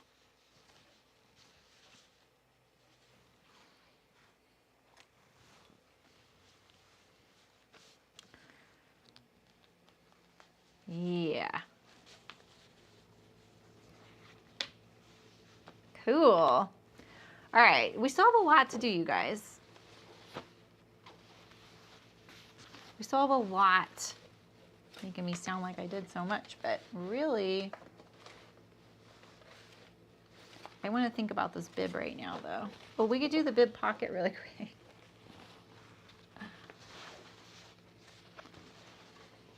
Let's do the bib really quick. Just this thing here.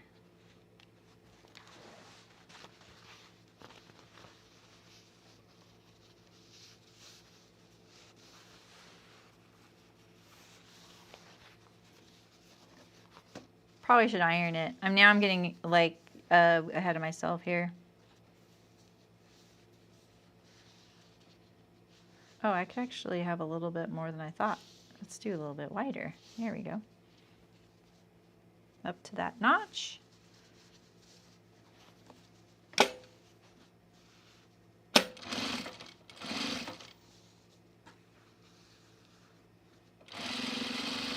So I have a project to sew for my mom for Mother's Day, and I'm realizing Mother's Day is really early in the month this month. I mean, kind of. It's like the 8th. And then next week is my non-streaming week.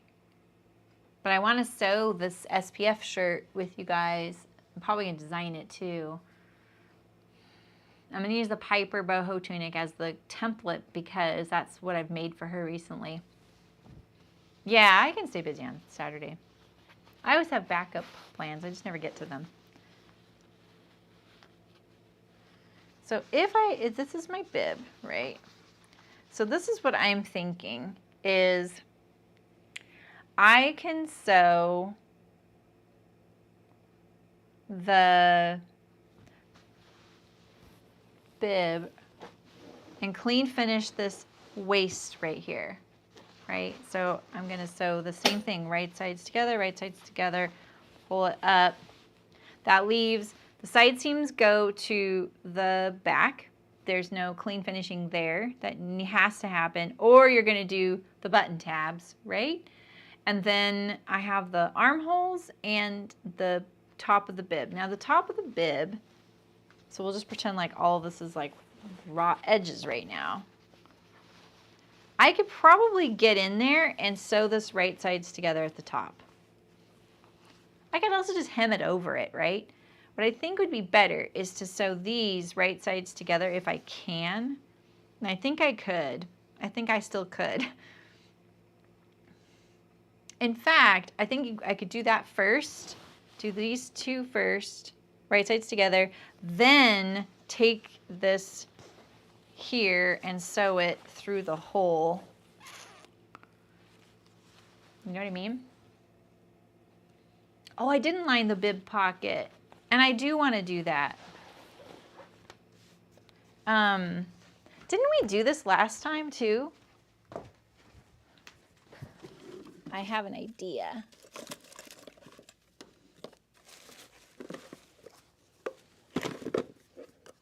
Shoot. I have so many of those eyeglass cleaning things that I was going to put one in. What is that? Oh, never mind. I don't think this one's big enough. Yeah, this one's not really big enough. Oh, maybe I could just put it in the side that he's going to wear his glasses right here. You know what I mean? See you, Elena. Are you taking off? Okay. Get that work email finished. We're not going to buy Elena, but we're going to say goodbye. Okay. Yeah, that works, Shem. I mean, you got to do what you got to do, right? Okay, so I think that's what I'll do. I'll take this stitching out, maybe tuck that under there.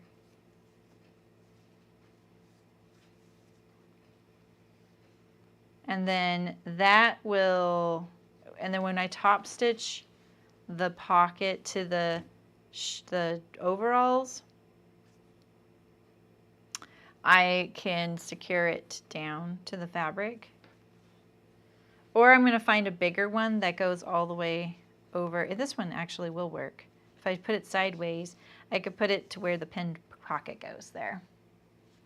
You know what I mean? That'll work. So it'll be like that.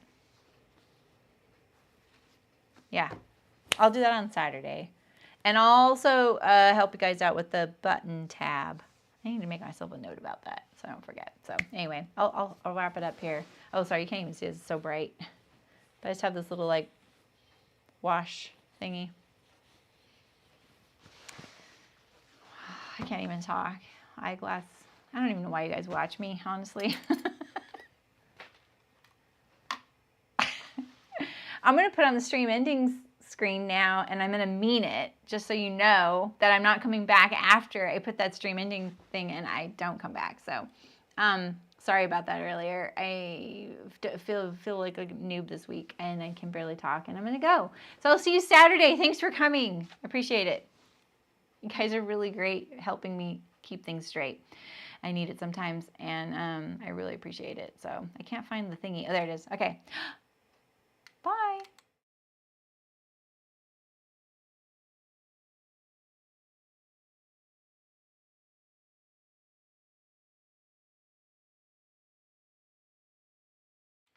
Psych. Just kidding.